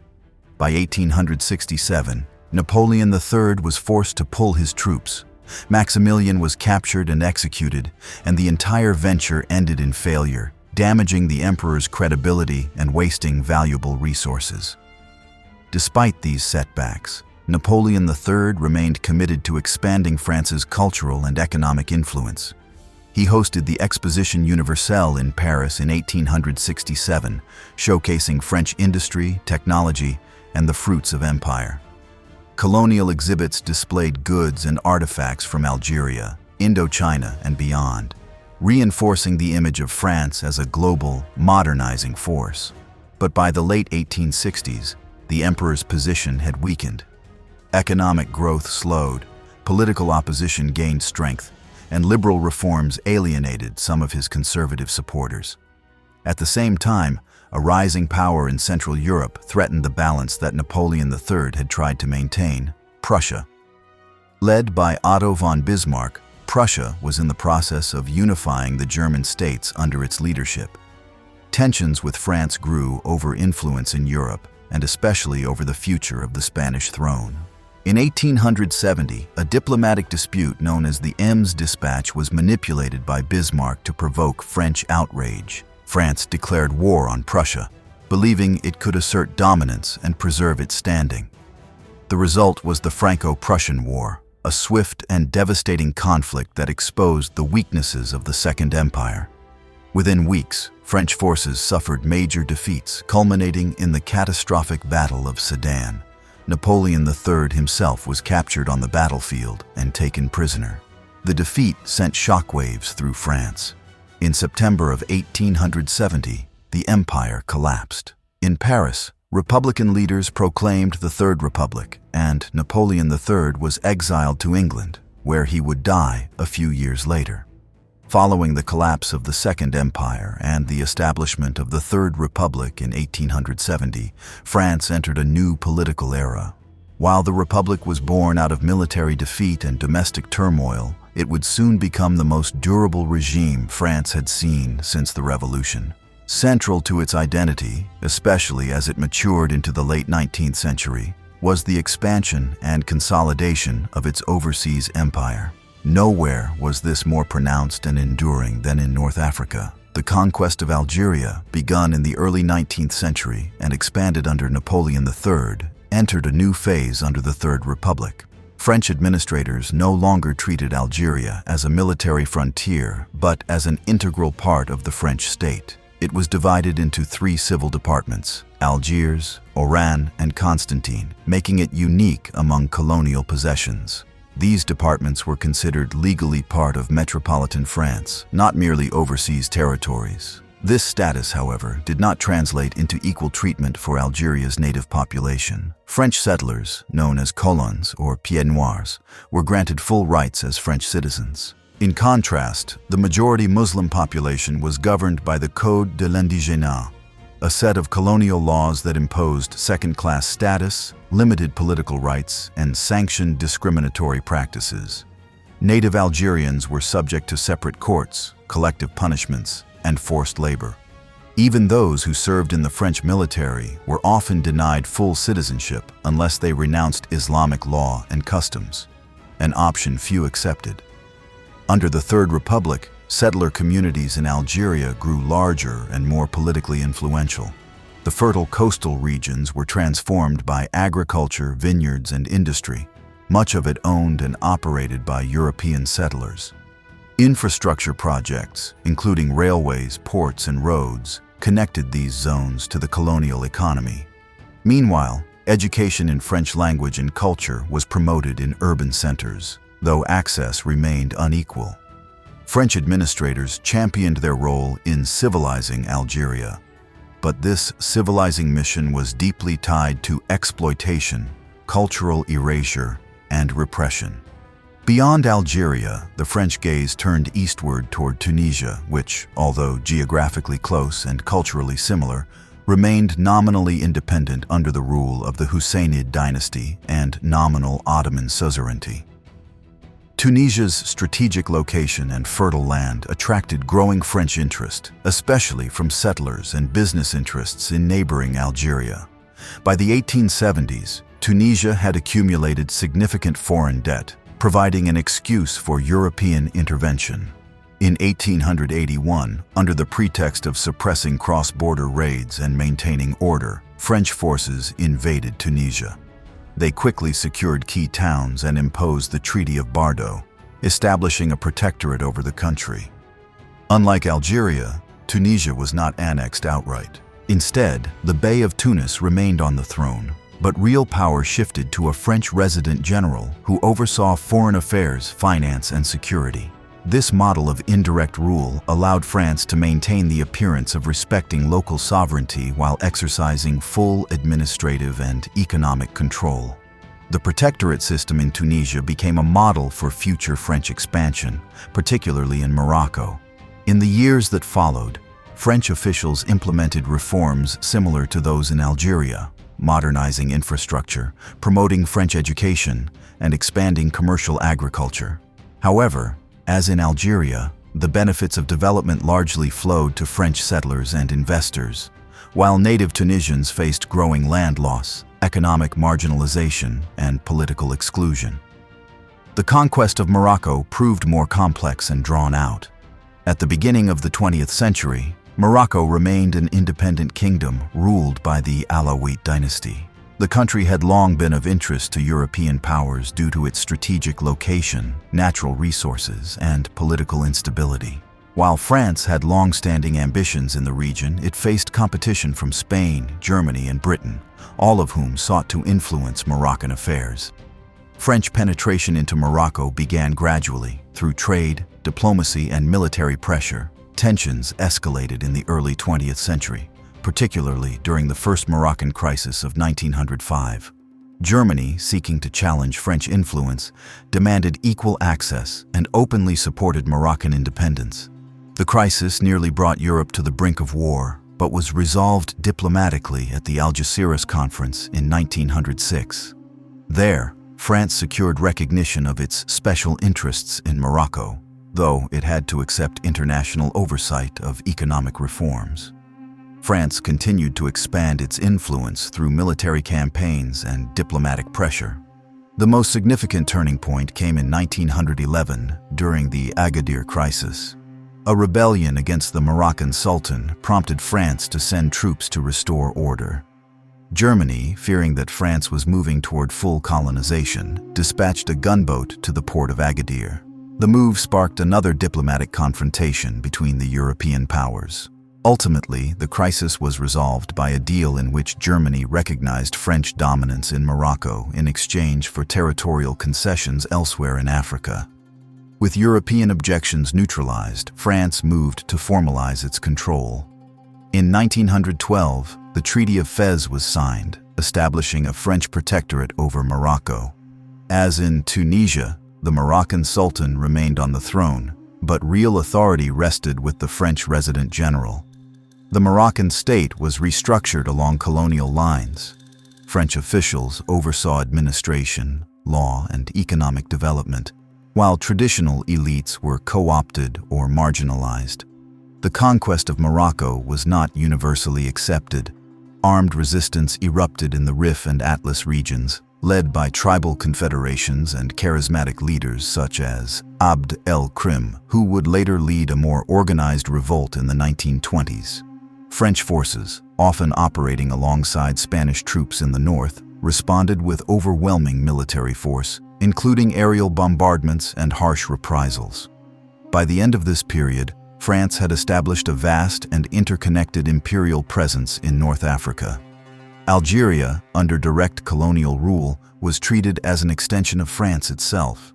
Tunisia and Morocco, under protectorate arrangements, were governed indirectly but subject to French political and economic domination.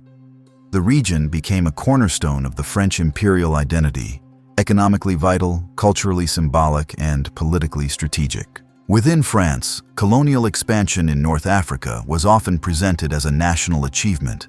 It provided opportunities for economic investment, military prestige, and nationalist pride. Colonial exhibitions in Paris celebrated the empire's reach and diversity, portraying French rule as a benevolent force bringing modernity to distant lands.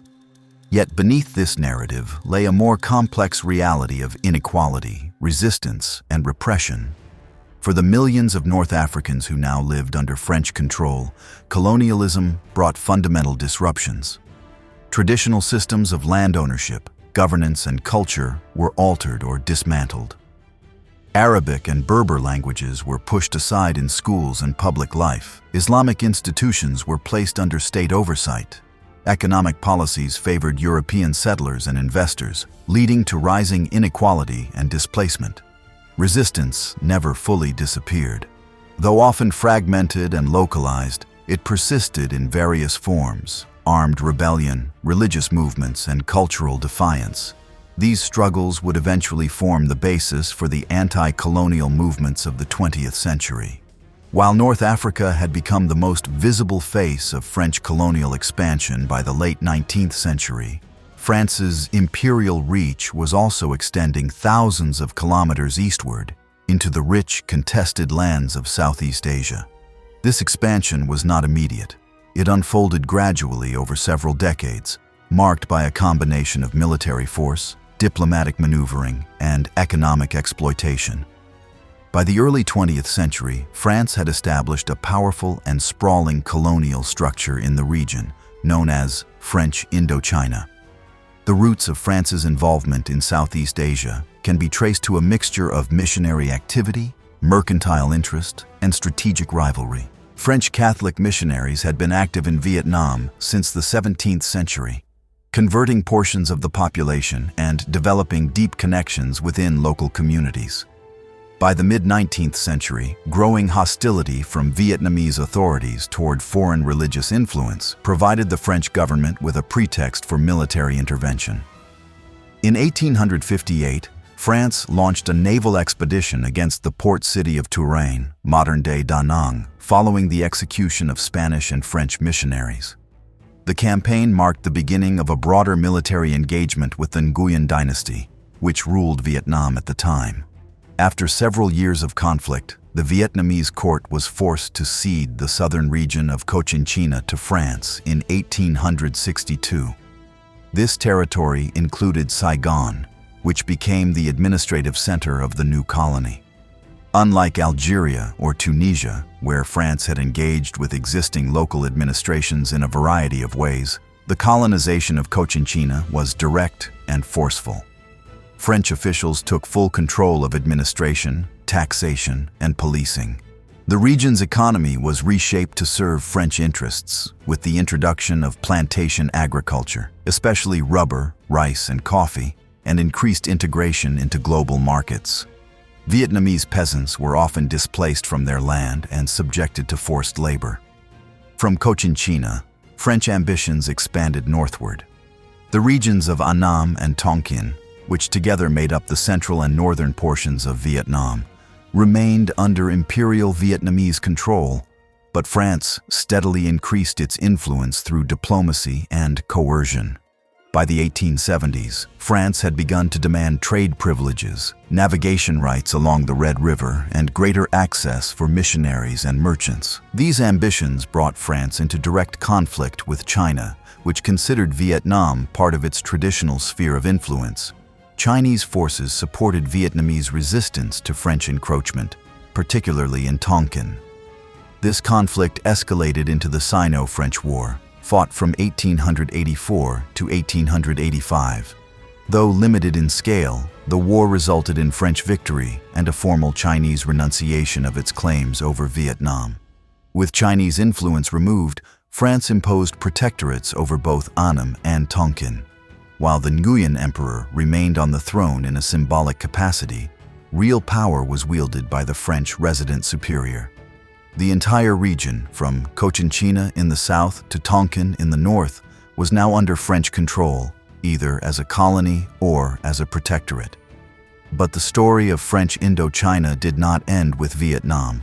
To the west lay Cambodia, a kingdom weakened by centuries of pressure from both Thailand and Vietnam. In 1863, the Cambodian king signed a treaty establishing a French protectorate, seeking support against his stronger neighbors. France gradually expanded its administrative control, reshaping Cambodia's monarchy, economy, and institutions while maintaining the formal appearance of royal rule. Further expansion occurred in the late 19th century when France turned its attention to Laos, a sparsely populated and mountainous region that had historically been under the influence of the Siamese Kingdom. Following a border dispute in the 1890s and growing French pressure, Siam agreed to cede territories east of the Mekong River to France. These were incorporated into the Indochinese Union as a protectorate. By 1907, the structure of French Indochina was complete. It consisted of 5 main territories: Cochinchina, a colony, Annam, and Tonkin, protectorates under nominal Vietnamese rule, Cambodia, and Laos, both protectorates. These territories were administered collectively under the Governor-General of French Indochina, who resided in Hanoi. Though each region retained unique legal and political arrangements, they were bound together through French oversight and economic integration. The French presented their colonial project in Indochina as a mission of civilization and progress. Schools were built to teach the French language and curriculum, infrastructure such as railways and ports was expanded, and cities were modernized to reflect French urban planning. Hanoi and Saigon were transformed into symbols of colonial modernity with wide boulevards, administrative buildings, and European-style architecture. Yet beneath the surface, colonial rule was marked by exploitation and inequality. The majority of the population worked in agriculture, often under harsh conditions and with limited rights. Plantation workers, mine laborers, and dockhands received meager wages and had few legal protections. The education system, while expanding literacy, remained limited to a small elite. Most Vietnamese, Cambodians, and Laotians were denied access to meaningful political participation. The legal system also reinforced colonial hierarchies. Europeans were subject to French civil law, while the native population fell under a mix of customary codes and colonial decrees. Freedom of speech, assembly, and press was tightly restricted. Any criticism of colonial authority could result in arrest, censorship, or worse. Resistance to French rule began to emerge early in the colonial period. Some forms of resistance were traditional, led by royalists, Confucian scholars, or regional leaders who sought to preserve autonomy. Others were modern and influenced by new ideologies such as nationalism, socialism, and anti-imperialism. Secret societies, underground newspapers, and student movements began to grow in cities and rural areas alike. One notable figure from this era was Phan Boi Chau, a Vietnamese scholar who sought to rally support for independence through education and alliances with other Asian powers. He traveled to Japan and China, calling for Pan-Asian solidarity against Western imperialism. Though his movement was suppressed, it marked the beginning of a broader anti-colonial current that would gain strength in the 20th century. The French response to resistance was a combination of repression and co-optation. Dissidents were arrested, exiled, or executed. At the same time, the colonial administration sought to cultivate a loyal native elite, often through education, bureaucratic appointments, and symbolic recognition. This elite would serve as intermediaries between the colonial state and the broader population, reinforcing French authority while allowing a degree of cultural continuity. French Indochina became a valuable part of the empire. It provided rice, rubber, and minerals for export. It served as a base for further expansion into Asia and as a symbol of France's global prestige. But it was also fragile, dependent on force, and increasingly contested by those it claimed to uplift. As the French Republic expanded its imperial reach in North Africa and Southeast Asia, another vast frontier beckoned to the south: Sub-Saharan Africa. What had once been limited to a few coastal trading posts grew rapidly into a sweeping territorial conquest. Over the course of just a few decades, from the early 1870s to the eve of the First World War, France seized control of immense areas across West and Central Africa, carving out an empire that stretched from the Atlantic coast deep into the interior of the continent. This period of expansion did not occur in isolation.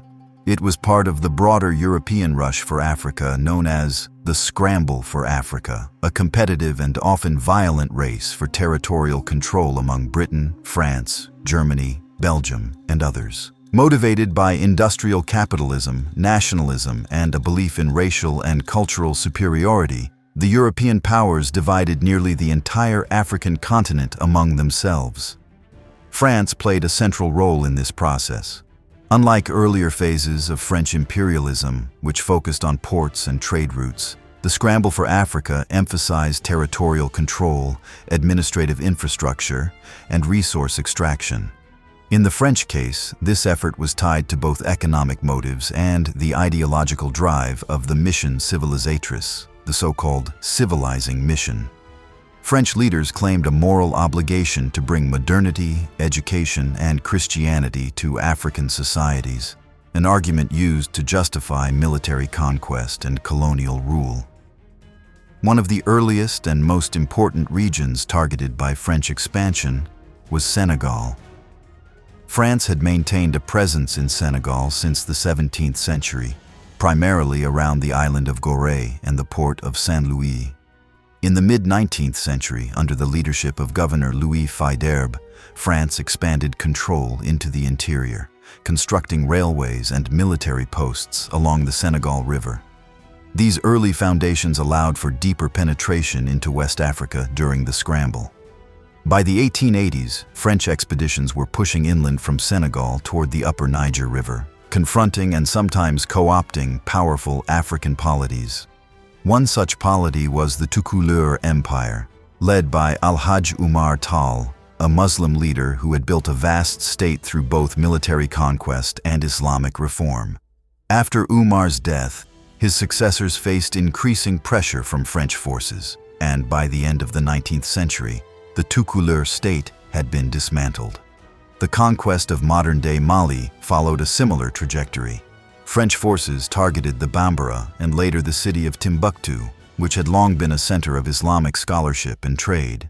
Resistance was fierce, but ultimately overcome by superior firepower and tactical advantage. In many cases, French campaigns were led by military officers operating with wide discretion, often using divide-and-rule tactics to exploit existing rivalries among local groups. To the south, French expansion continued through the Ivory Coast, Dahomey, modern Benin, and Guinea.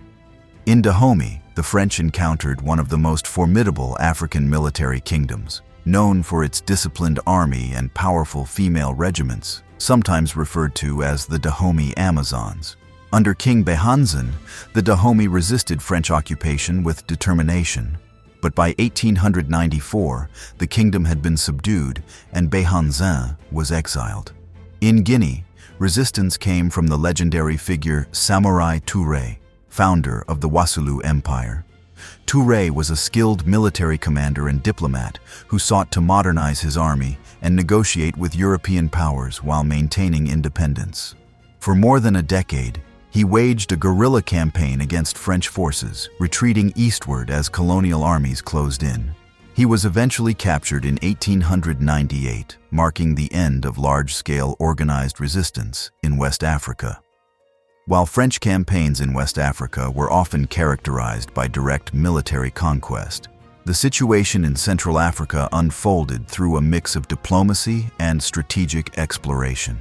A key figure in this process was Pierre Savorgnan de Brazza, an Italian-born French explorer who led expeditions into the Congo Basin in the 1870s and 80s.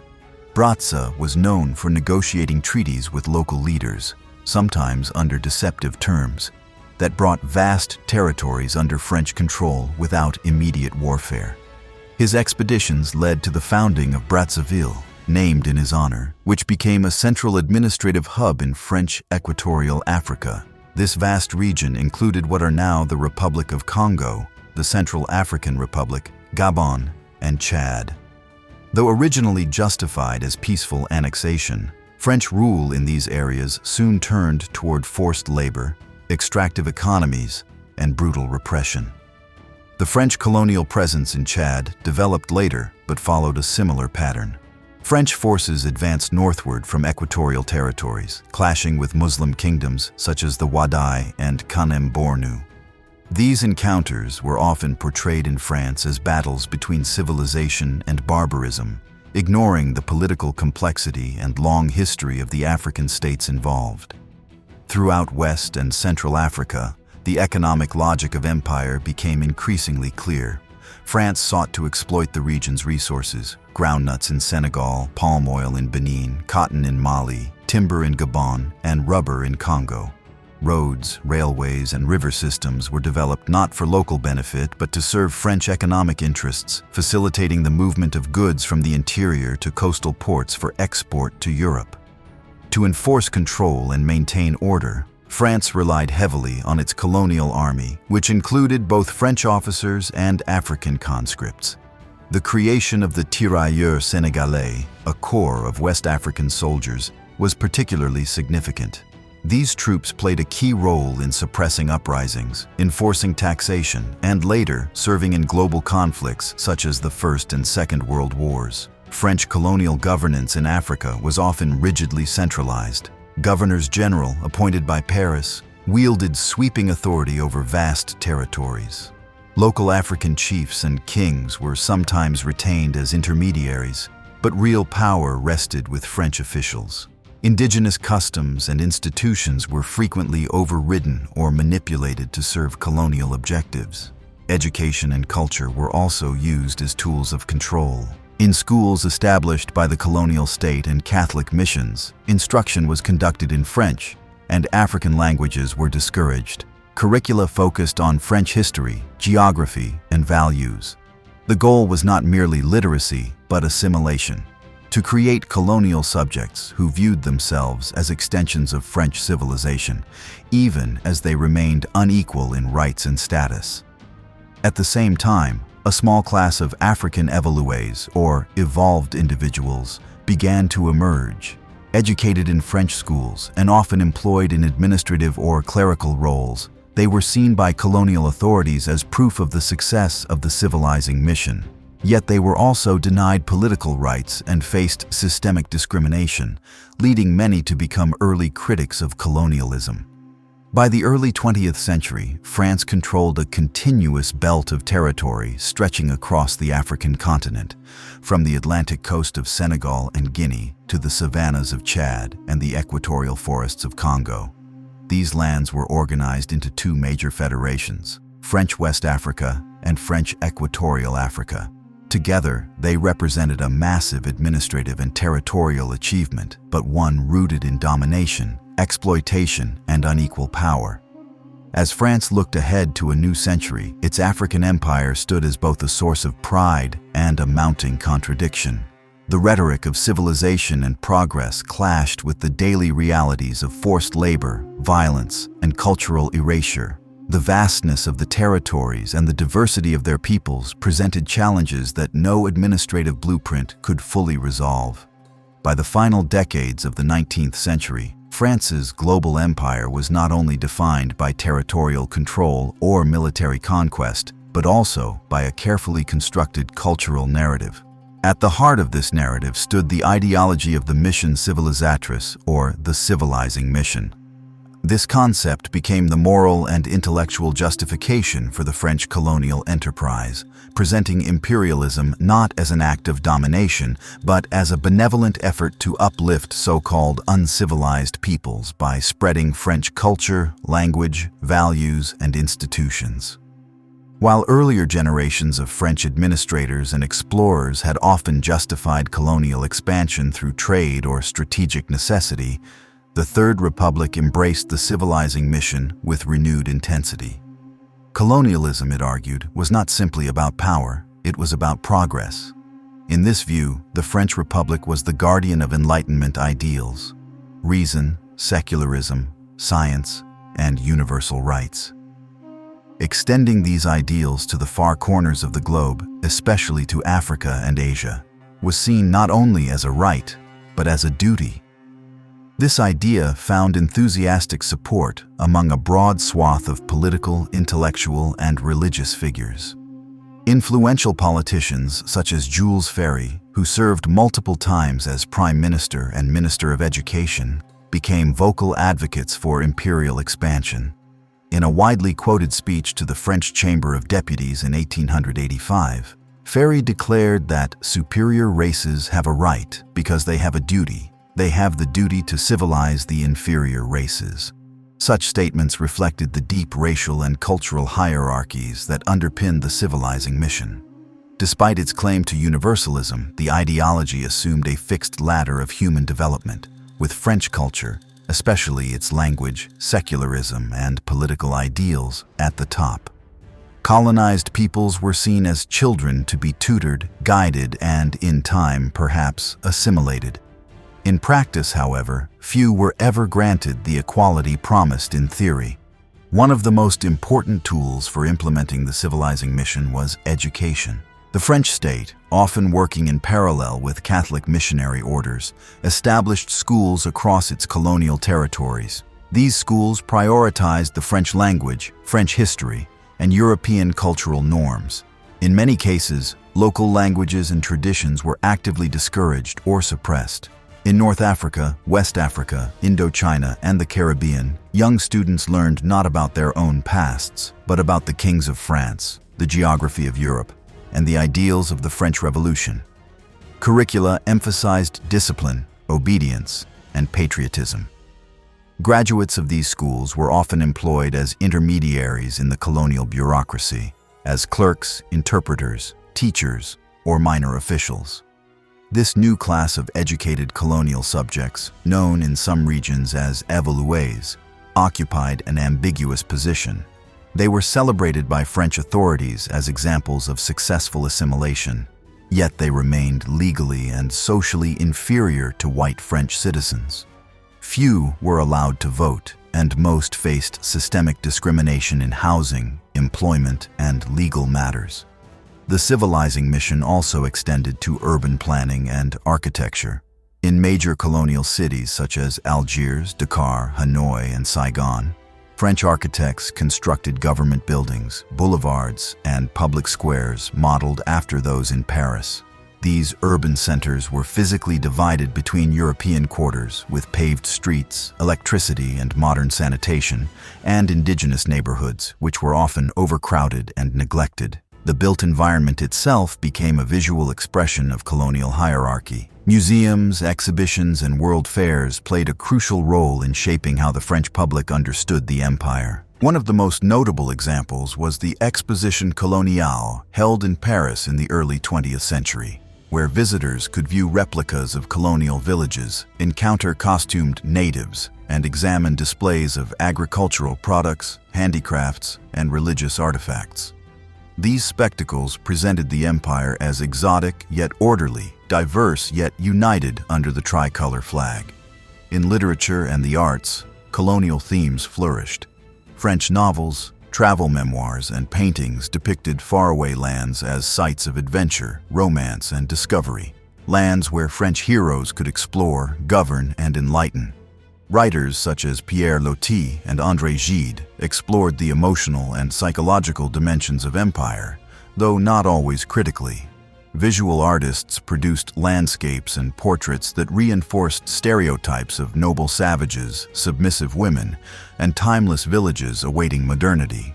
The French military also contributed to the cultural mythology of empire. Colonial troops, especially the tirailleurs sénégalais, were praised in newspapers, paintings, and public ceremonies. Their loyalty and bravery were held up as evidence of the success of the civilizing mission. Yet, in practice, these soldiers were paid less than their French counterparts, housed in segregated facilities, and often denied basic rights after their service ended. Perhaps the most complex aspect of the civilizing mission was its relationship with religion. While the French Republic was officially secular, Catholic missions remained active across the colonies. In some regions, especially in West Africa and Indochina, priests worked hand in hand with colonial administrators. In others, such as Algeria, the Republic sought to limit religious influence, especially Islamic institutions, which were viewed as potential sources of resistance. Islamic law courts were gradually replaced or subordinated to French civil courts. Mosques were monitored, religious schools closed or brought under state control, and religious leaders required to cooperate with colonial authorities. In some areas, particularly in North Africa, these policies sparked significant backlash. Islamic scholars and community leaders resisted what they saw as an assault on their faith and traditions. This cultural resistance laid the groundwork for future nationalist and anti-colonial movements. Despite its claims to moral superiority, the civilizing mission also involved coercion, violence, and control. Forced labor was common in many colonies, particularly in infrastructure projects such as road building or port construction. Taxation systems were introduced that required payment in currency rather than in kind, forcing many rural families to work in colonial enterprises just to survive. Legal codes criminalized dissent, restricted movement, and allowed collective punishments for suspected acts of rebellion. The contradictions of the mission civilisatrice became more evident as the empire grew larger and more complex. While the French government proclaimed the unity of its empire and the shared destiny of all its peoples, its policies reinforced division and hierarchy. Racial discrimination, economic inequality, and cultural domination were not accidents of colonial rule. They were its foundations. Nonetheless, within this repressive system, new ideas began to emerge. A small but growing number of colonial subjects, particularly among the educated elite, began to question the legitimacy of French rule. Inspired by European political theory, Pan-Africanism, and Asian nationalist movements, they started to articulate demands for reform, autonomy, and, eventually, independence. In the closing years of the 19th century and the early years of the 20th, this early resistance was often cautious. It took the form of petitions, journalism, and calls for equal citizenship within the empire. But the seeds had been planted for more radical challenges ahead. For now, however, the French Empire appeared confident and self-assured. Its territories spanned continents, its ideals were codified in speeches and textbooks, and its administrators believed in the righteousness of their cause. The mission civilisatrice was not simply a policy, it was a worldview, one that claimed to unite a fractured world through the power of reason, law, and the French language. When war erupted in Europe in the summer of 1914, the French Empire was already a sprawling structure encompassing large portions of Africa, Southeast Asia, and the Caribbean. Although this global empire had been built through conquest, administration, and ideology, its survival and utility would be tested in ways not previously imagined. The First World War, often remembered as a European conflict fought in the trenches of France and Belgium, was in fact a profoundly imperial war. The French war effort would draw deeply from its colonies, not just for material resources, but for human lives. From the earliest stages of the war, the French government mobilized its empire as part of its strategic and logistical planning. The Republic framed the conflict as a battle for civilization, echoing the language of the civilizing mission that had underpinned its colonial ideology. In this framing, the defense of France and its values was also the defense of the empire, and vice versa. French leaders asserted that all subjects of the Republic, whether in Paris or Dakar, Saigon or Algiers, had a duty to contribute to the national struggle. To meet the enormous demands of industrial warfare, France turned to its colonial subjects in two main ways, as soldiers and as laborers. The French army began recruiting men from North Africa, West Africa, Madagascar, Indochina, and the Caribbean to serve in various capacities, both on the front lines and in supporting roles. At the same time, hundreds of thousands of colonial civilians were drafted or contracted into labor battalions to work in armaments factories, transportation hubs, and military camps. Perhaps the most emblematic group of colonial soldiers was the tirailleurs sénégalais, though the term came to refer broadly to troops recruited from across French West Africa. Despite the name, these regiments included men from regions far beyond Senegal.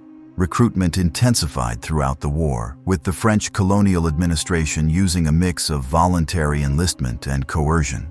In some cases, local leaders were promised rewards for delivering quotas of men. In others, conscription campaigns involved violent roundups and intimidation. Among those directing this recruitment effort was Blaise Diagne, a Senegalese political figure who had been elected as the first black deputy to the French National Assembly. Diagne believed that loyal service in the war would strengthen the case for equal citizenship and political inclusion for African subjects. He played a key role in persuading African communities to support the French cause, though his efforts also attracted criticism from those who saw recruitment as a betrayal of African interests. The number of colonial troops mobilized was significant. Over the course of the war, France enlisted approximately 175,000 soldiers from North Africa, around 135,000 from sub-Saharan Africa, nearly 40,000 from Indochina, and additional numbers from Madagascar, the Antilles, and beyond. These troops served in multiple theaters, including the Western Front, the Balkans, the Middle East, and Africa itself. On the front lines, colonial soldiers faced the same horrors as their French counterparts: artillery bombardment, trench warfare, gas attacks, and freezing conditions. However, they also endured additional burdens rooted in racial prejudice. African and Asian troops were often placed in more dangerous assignments, denied promotions, and subjected to discriminatory treatment in camps and hospitals. Rumors and racist myths circulated among the French population and military command, portraying colonial soldiers as either noble savages or dangerously primitive. Despite these challenges, many colonial soldiers distinguished themselves in battle. At Verdun, in the Somme, and in Champagne, units composed of North African and West African troops earned commendations and were praised in the French press. Their courage and sacrifice were held up as evidence of the empire's unity and the success of the civilizing mission. Public ceremonies, posters, and postcards depicted colonial soldiers in patriotic poses, often alongside French flags or Marianne, the symbol of the Republic.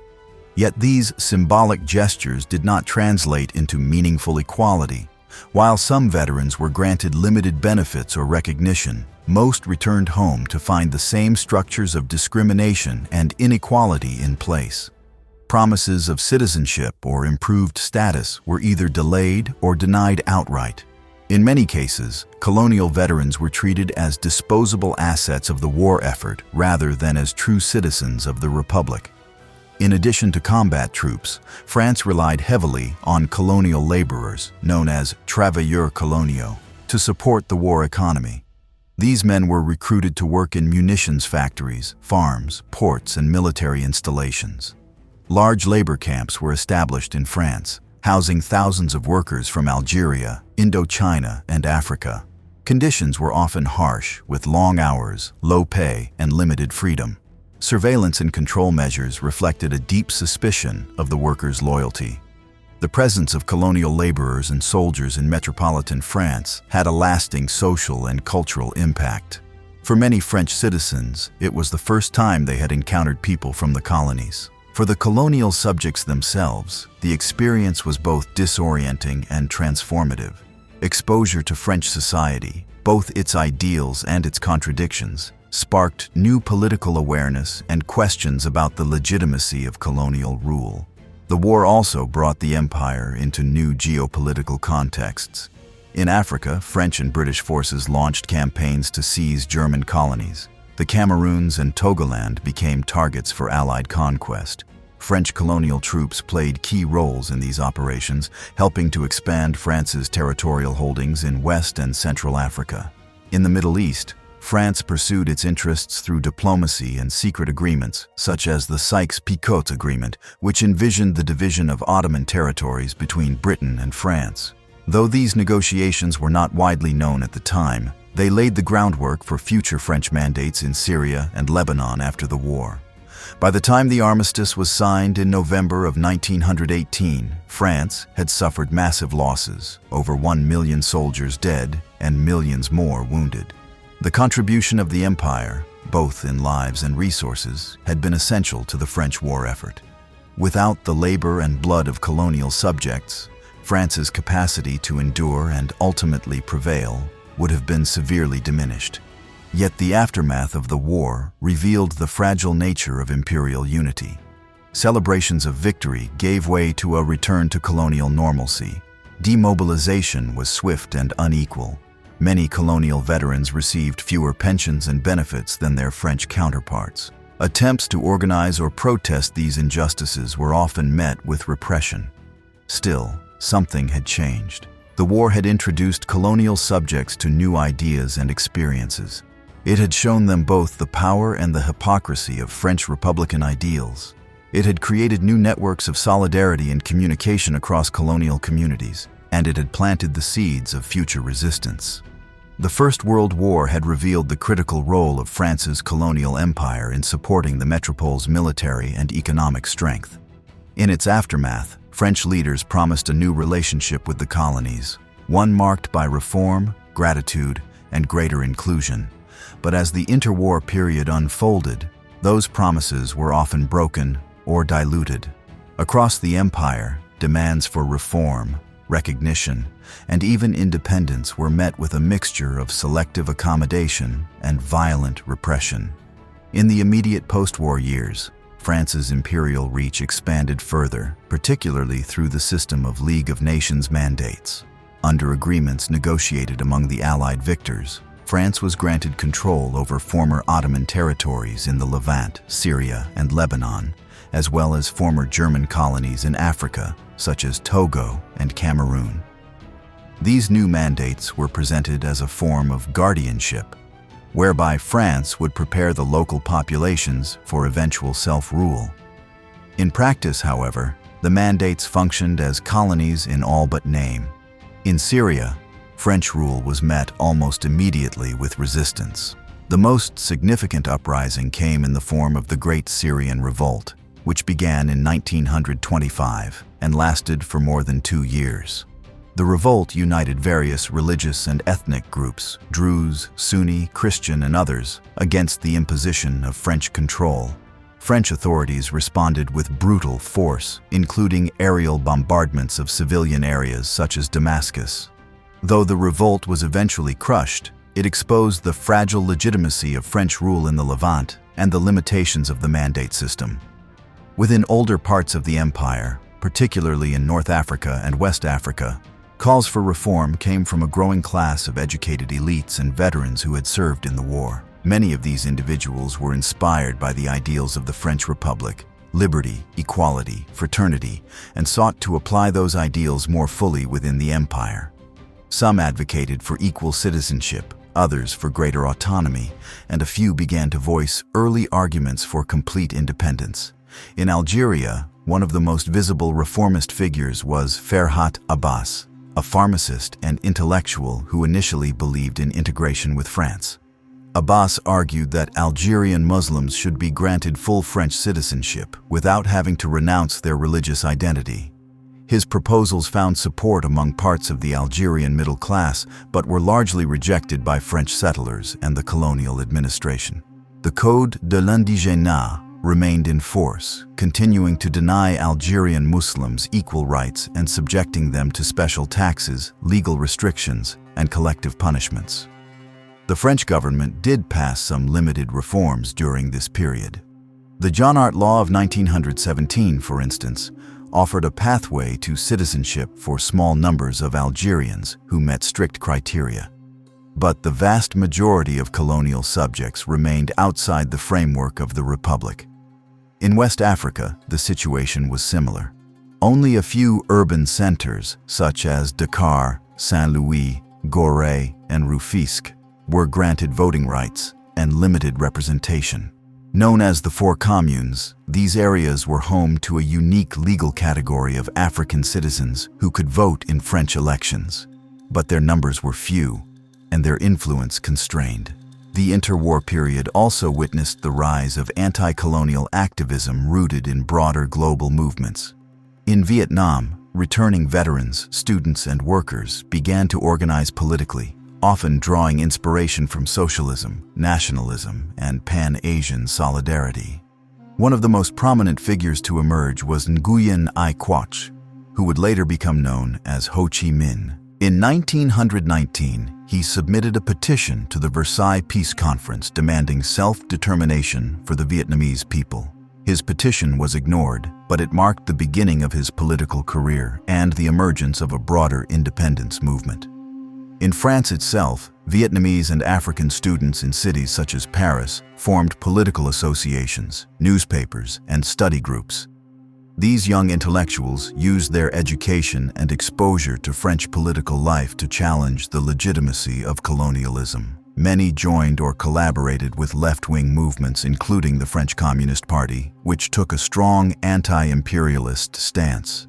The connections formed during this period laid the foundation for later nationalist struggles.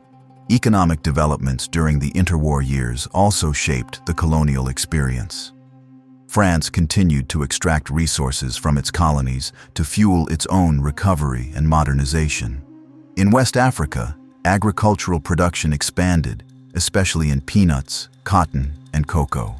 In Indochina, rubber plantations grew in scale, while mineral exploitation intensified in Laos and Cambodia.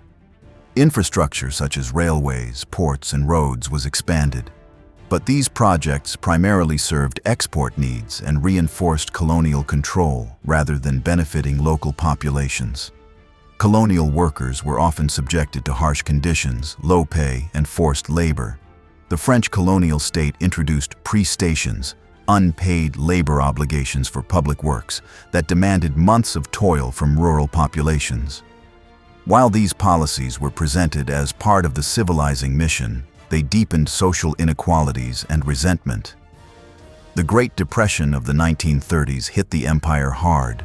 Falling commodity prices and shrinking trade severely affected colonial economies. African and Asian producers, already operating at the margins, were devastated. Unemployment and poverty rose sharply, and social unrest followed. In many areas, strikes, riots, and protests erupted, responded to swiftly by colonial police and military units. In Madagascar, dissatisfaction led to the emergence of nationalist movements such as Vai Voto Sakelica, which advocated for Malagasy rights and cultural revival. In French West Africa, trade unions and cooperatives gained ground, often with clandestine ties to political movements.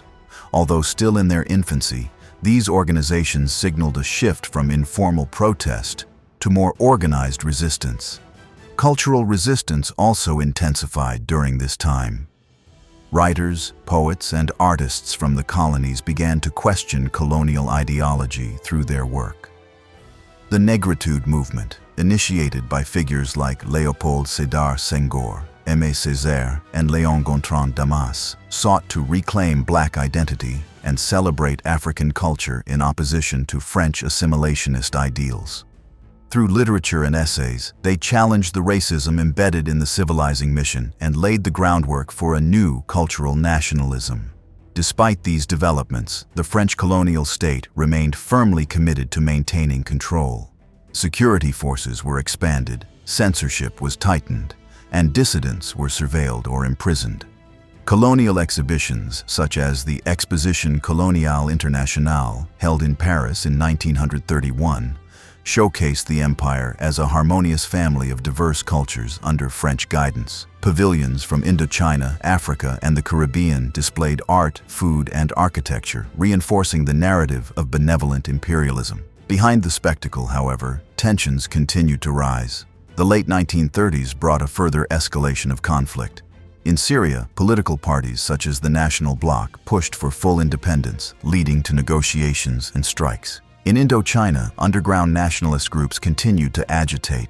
In Algeria, demands for reform were increasingly voiced not just by elites, but by working-class and rural communities.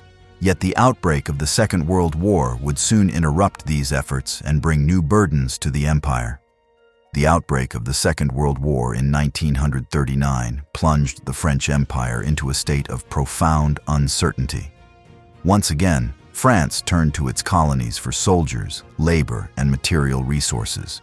But unlike the First World War, this conflict would not only test the strength of the empire, it would fracture it. Over the course of 6 years, France's colonial possessions would become divided between loyalty and defiance, occupation and resistance. And in some cases, the seeds of liberation would be sown in the chaos of war.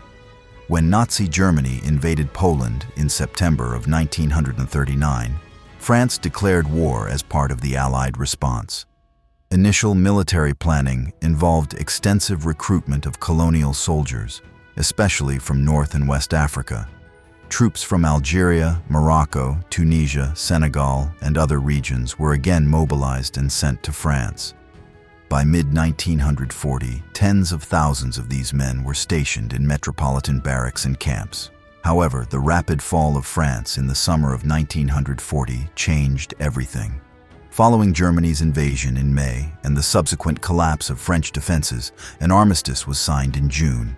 France was divided into two zones: the occupied zone, controlled directly by Nazi Germany, and the free zone, governed by the collaborationist Vichy regime, headed by Marshal Philippe Pétain. This arrangement extended into the empire, where Vichy claimed legal authority over France's colonial possessions. The result was an empire divided, not only geographically, but ideologically. While some colonial administrators remained loyal to Vichy, others gradually aligned themselves with Free France, the resistance movement led by Charles de Gaulle. These divisions played out across the imperial landscape in complex and often contradictory ways. In North Africa, the Vichy regime retained control over Algeria, Tunisia, and Morocco. French officials in these territories implemented many of the regime's domestic policies, including anti-Semitic laws and political repression. Jewish citizens in Algeria were stripped of their French citizenship, and political dissidents were arrested or surveilled. Despite limited German presence, the ideology of Vichy was actively enforced. However, in sub-Saharan Africa, a number of territories broke with Vichy early in the war. The turning point came in August of 1940, when Chad, under the leadership of Governor Félix Éboué, declared its support for Free France. Éboué, one of the highest-ranking black colonial administrators in the empire, became a key figure in organizing the resistance in Africa. Following Chad's example, other territories in French Equatorial Africa joined the Free French cause, including Congo, Ubangi-Sheri, and Cameroon. These early declarations of support were crucial for Charles de Gaulle. With little direct power or territory in the first months of the war, de Gaulle relied on the symbolic and material backing of colonial governors like Éboué to build legitimacy. From bases in Central Africa, Free French forces launched operations against Vichy and Axis-aligned positions, eventually expanding their influence across the continent. The division between Vichy and Free French forces came to a head in November of 1942 during Operation Torch, the Allied invasion of French North Africa. American and British troops landed in Algeria and Morocco, encountering mixed resistance from Vichy forces. After several days of fighting, an armistice was reached, and most Vichy troops in the region agreed to cease resistance. This allowed the Allies to secure North Africa as a base of operations and opened the door for de Gaulle and the Free French to assert control over the region.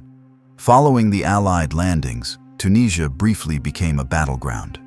German and Italian forces rushed to occupy the territory, leading to a 6-month campaign between Axis troops and the advancing Allies. The campaign ended in May of 1943 with an Allied victory, securing North Africa and further consolidating Free French authority.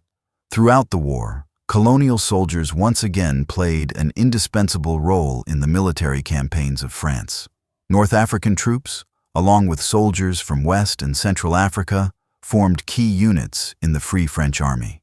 They fought in Italy, the Middle East, and eventually took part in the liberation of France itself. The Tirailleurs Sénégalais, Goumier from Morocco, and other regiments earned distinction in battles such as Monte Cassino and the Provence landings. However, racial discrimination persisted. Colonial troops were often denied promotions, segregated in camps, and poorly supplied. In some cases, they were replaced or sidelined once European French troops became available. One of the most egregious examples occurred during the liberation of Paris in August of 1944. Despite the significant role played by African troops in the campaign leading up to the city's liberation, military authorities, under pressure from the Allies, largely excluded them from the final victory parade. The optics of white French soldiers reclaiming the capital took precedence over acknowledging the true diversity of the liberating force. The war also deepened political consciousness among colonized peoples. Exposure to European contradictions, seeing France occupied, seeing collaboration with fascism, and experiencing the denial of rights despite service, shattered many illusions about the legitimacy of colonial rule. In addition, wartime propaganda that emphasized freedom, resistance, and democracy provided powerful language for post-war demands. In Indochina, the situation unfolded differently. The region remained under Vichy control until 1945, but Japanese forces gradually increased their presence. In March of that year, Japan launched a coup against the French colonial administration, dismantling the existing regime and installing puppet governments in Vietnam, Cambodia, and Laos. This sudden shift created a power vacuum and encouraged nationalist movements to emerge more boldly. In Vietnam, the Viet Minh, a communist-led resistance group founded by Ho Chi Minh, gained momentum during this period.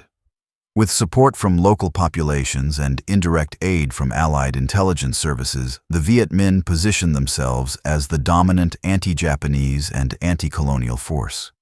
By the time Japan surrendered in August of 1945, the French presence in Indochina was deeply weakened and the political balance had shifted. Meanwhile, in the Middle East, the French mandates in Syria and Lebanon experienced rising unrest. Nationalist movements, suppressed during the interwar years, gained new confidence. French forces, caught between Vichy loyalties and Free French repositioning, struggled to maintain authority. In the final years of the war, de Gaulle's government promised eventual independence to both Syria and Lebanon, a move motivated as much by pragmatism as by principle. As the war came to an end in 1945, France emerged liberated but fractured. The memory of resistance and collaboration shaped post-war politics, and the role of the colonies in securing victory became a point of both pride and tension. Charles de Gaulle and the newly reconstituted French government sought to rebuild national strength, but they also faced a new reality. The empire was no longer secure. Across the colonial world, war had changed perceptions. Veterans returned home with greater awareness of global politics and a clearer sense of injustice. Wartime mobilization had disrupted traditional structures, brought new leaders to prominence, and spread new ideologies. In some places, political parties and independence movements began to take shape almost immediately. The illusion of permanent empire was breaking down. The end of the Second World War brought victory for France, but also revealed the profound vulnerability of its empire. Across Asia and Africa, colonial subjects who had served, labored, or suffered during the war returned to societies still governed by inequality, repression, and exclusion. The ideals that France had championed in Europe, liberty, democracy, resistance to tyranny, now echoed through the colonial world as demands, not metaphors. What followed was not a peaceful dismantling of empire, but a prolonged and often violent process of decolonization, with two of the most defining and brutal episodes unfolding in Indochina and Algeria. In Indochina, the immediate post-war period opened with a sudden power vacuum. The Japanese surrender in August of 1945 left no clear authority in place. In Vietnam, the Viet Minh, led by Ho Chi Minh, moved quickly to fill the void. They seized Hanoi and declared the independence of the Democratic Republic of Vietnam on September 2nd, invoking the principles of self-determination laid out in both the American and French revolutions. France, determined to reclaim its colonial possessions, refused to recognize the new government. In the months that followed, negotiations were attempted but quickly collapsed. In December of 1946, French forces bombarded the port of Haiphong, killing thousands and sparking full-scale war. Thus began the First Indochina War, a protracted and devastating conflict that would last nearly a decade. The war pitted French colonial forces, including the French Far East Expeditionary Corps, against the Viet Minh, a disciplined and ideologically committed army supported by growing numbers of Vietnamese civilians. The fighting took place in cities, jungles, and rice paddies, with neither side gaining decisive advantage in the early years. While France received limited support from Western allies, the Viet Minh gradually gained aid from the emerging communist bloc, particularly China, which provided weapons, training, and logistical support after 1949. The French strategy centered on maintaining control over urban centers and key transportation routes, while attempting to deny the Viet Minh a permanent base of operations. However, the guerrilla tactics and popular support of the Viet Minh made this increasingly difficult. The war also strained France politically and economically. Public opinion in the metropole was divided, and the costs of maintaining the conflict mounted rapidly. The turning point came in 1954 at the Battle of Dien Bien Phu. French commanders had attempted to lure the Viet Minh into a set-piece battle in a remote valley, believing their superior firepower and air support would ensure victory. Instead, Viet Minh forces, under the command of General Von Nguyen Giap, surrounded the French position, hauled heavy artillery into the surrounding hills, and laid siege to the garrison. After nearly 2 months of fighting, the French defenses collapsed. The defeat at Dien Bien Phu was total and humiliating. It shattered the illusion of France's ability to maintain control over Indochina and prompted international negotiations. At the Geneva Conference later that year, France agreed to withdraw its forces. Vietnam was temporarily divided at the 17th parallel, with the north controlled by the Viet Minh and the south backed by Western powers. Though the division was meant to be temporary, it marked the beginning of a new and even more complex phase of conflict, one that would draw in the United States and escalate into the Vietnam War. For France, the loss of Indochina was traumatic. It was the first major defeat of a Western colonial power by a nationalist movement in the post-war era, and it exposed the limits of military force in maintaining imperial rule. But even as French forces left Southeast Asia, a more explosive struggle was unfolding closer to home, in Algeria. Unlike Indochina, Algeria was not simply a colony. It had been legally integrated into France as 3 departments and was home to a large settler population of European descent, known as Pieds Noirs. These settlers, numbering in the hundreds of thousands, enjoyed full citizenship and political rights, while the majority Muslim population, despite being the vast majority, was subjected to discrimination, restricted legal status, and economic marginalization. Calls for reform had long been ignored or suppressed. However, in the wake of the Second World War, demands for equality and independence grew louder. Tensions reached a boiling point on May 8, 1945, the same day Europe celebrated victory over Nazi Germany. In the town of Sétif, a peaceful demonstration by Algerian nationalists turned into a massacre after police opened fire. In the ensuing riots and retaliatory violence, dozens of Europeans were killed, and French military and settler reprisals resulted in the deaths of thousands of Algerians. Estimates range from several thousand to more than 20,000. The Sétif massacre sent a clear message. France would not tolerate challenges to its authority in Algeria. But for many Algerians, it also confirmed that peaceful protest would be met with violence. Over the next decade, underground nationalist movements grew in strength and coordination. In 1954, the National Liberation Front, known as the FLN, launched a coordinated series of attacks across Algeria, marking the beginning of the Algerian War of Independence. The conflict quickly escalated into one of the most violent and controversial episodes in modern French history.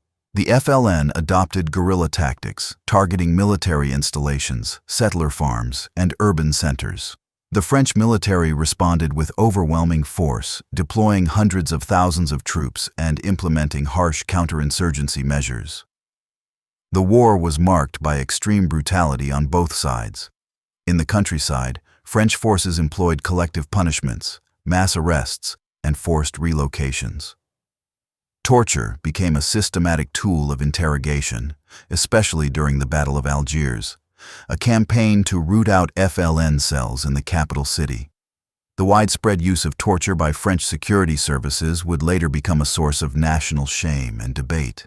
At the same time, the FLN conducted bombings, assassinations, and reprisals against those suspected of collaborating with the French. The war not only divided France from Algeria, it divided Algerians themselves. Rival nationalist groups fought one another for control, and many civilians were caught between warring factions.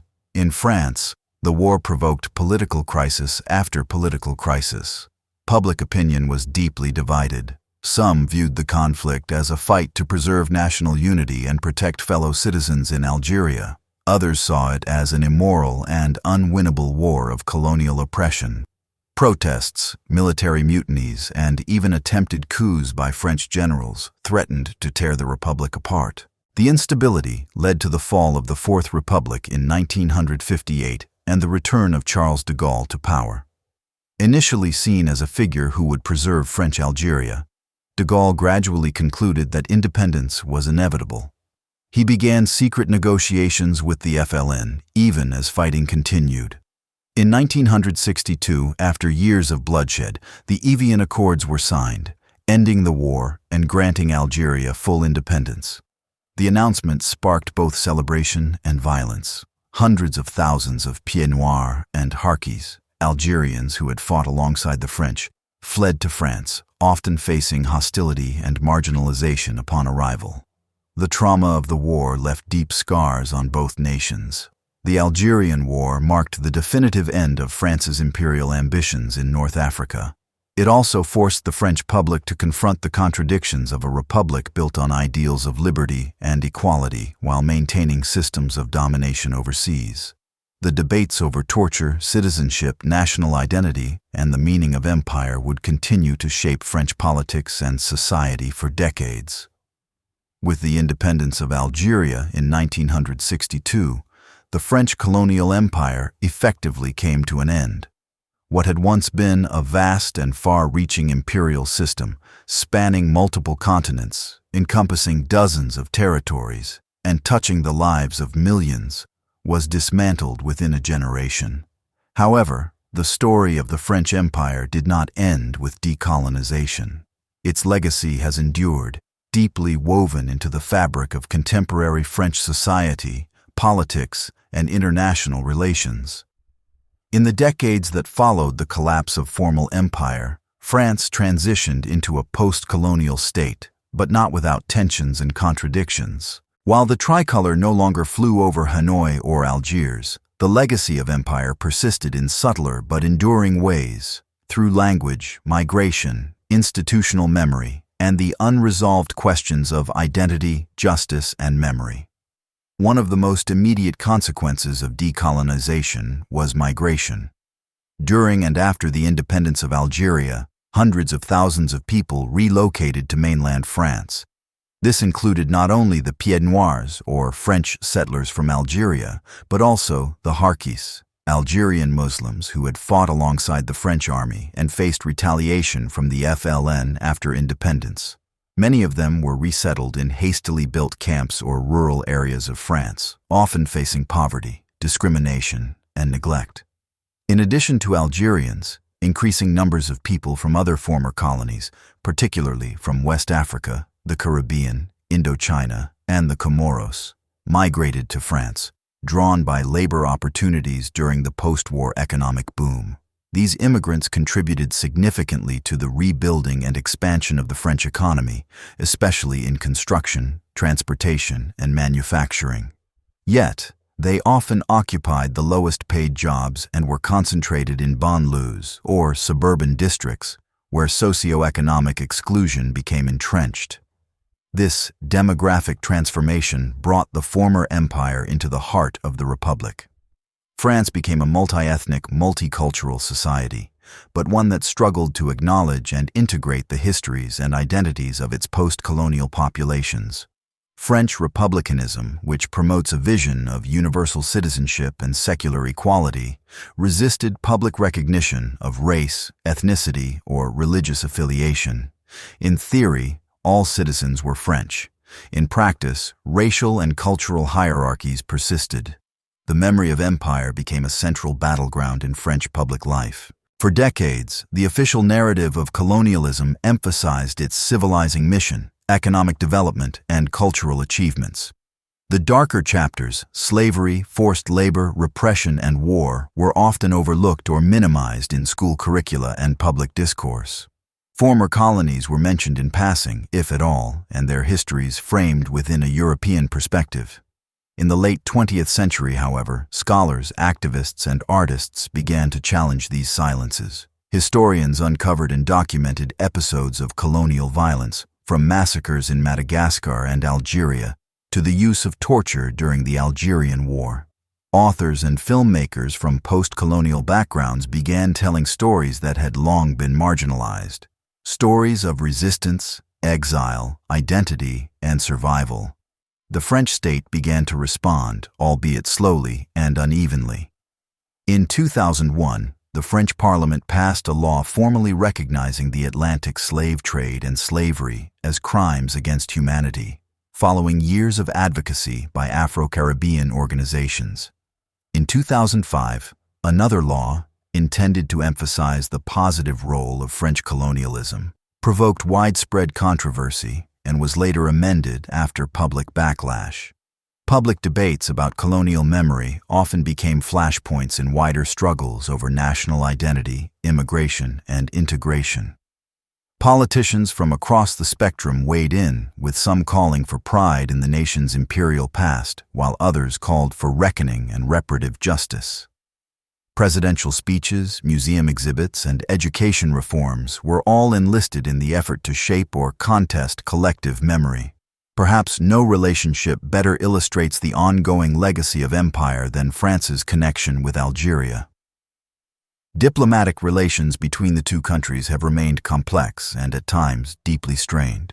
While trade, migration, and cultural ties are strong, unresolved grievances over the colonial period continue to cast a shadow. French presidents have made various gestures of reconciliation. Jacques Chirac acknowledged past injustices, Nicolas Sarkozy condemned colonial abuses, and François Hollande called colonization a profoundly unjust system. In 2021, President Emmanuel Macron commissioned a report on the memory of the Algerian War, written by historian Benjamin Stora, and later acknowledged the role of the French state in specific atrocities, such as the massacre of Algerian protesters in Paris in October of 1961. Yet Macron stopped short of issuing a full apology for colonialism, arguing instead for a path of shared remembrance. France's broader engagement with its former colonies has evolved into a web of political, economic, and cultural relationships, often referred to as France-Afrique. While the term initially referred to post-independence networks of influence between French political elites and African leaders, it has come to symbolize both the enduring ties and the problematic dependencies that linger in the post-colonial era. French companies remain active in African economies. French troops are periodically deployed in the Sahel, and the CFA franc, a currency linked to the French treasury, continues to circulate in several West African countries. Critics of France-Afrique argue that it perpetuates a form of neo-colonialism, allowing France to maintain influence without formal governance. Others defend it as a pragmatic partnership shaped by shared history, language, and strategic interests. In recent years, African leaders and civil society groups have increasingly called for greater autonomy and a redefinition of relations with France on more equal terms. The post-colonial legacy is also visible in French culture. Music, cuisine, fashion, and language have all been enriched by influences from the former empire. Hip-hop and rhyme music from North African communities have reshaped French popular culture. Authors of African, Caribbean, and Vietnamese descent have won France's top literary prizes. Television and film increasingly reflect the country's diversity, though representation remains uneven. At the same time, racial inequality and Islamophobia have become central challenges. The visibility of Muslim communities, particularly of North African descent, has sparked heated debates over laïcité, secularism, public dress codes, and religious expression. Anti-racism movements, such as La Vérité pour Adama, have drawn attention to police violence and discrimination. In these struggles, the legacy of empire is never far in the background. Schools, museums, and public monuments have also become sites of contestation. Statues of colonial generals, slave traders, and imperial administrators have been defaced, debated, or removed. Activists have called for renaming streets and revising textbooks to better reflect the complexities of the past. New museums, such as the Memorial Acti in Guadeloupe, have begun to tell the story of slavery and colonialism from the perspective of the colonized. Today, France continues to grapple with the meaning of its imperial past. For some, it is a source of national pride and international stature. For others, it is an unresolved trauma, a history of exploitation and injustice that demands acknowledgement and repair. The challenge lies not only in remembering the past, but in understanding how that past shapes the present. As global discussions about empire, race, and memory evolve, France finds itself at a crossroads. Its post-colonial citizens, descendants of empire, are part of the nation's future.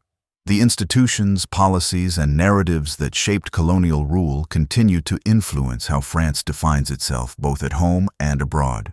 The story of the French Empire did not end in 1962. It continues to echo in classrooms and courtrooms, in neighborhoods and national debates, in foreign policy and street protests.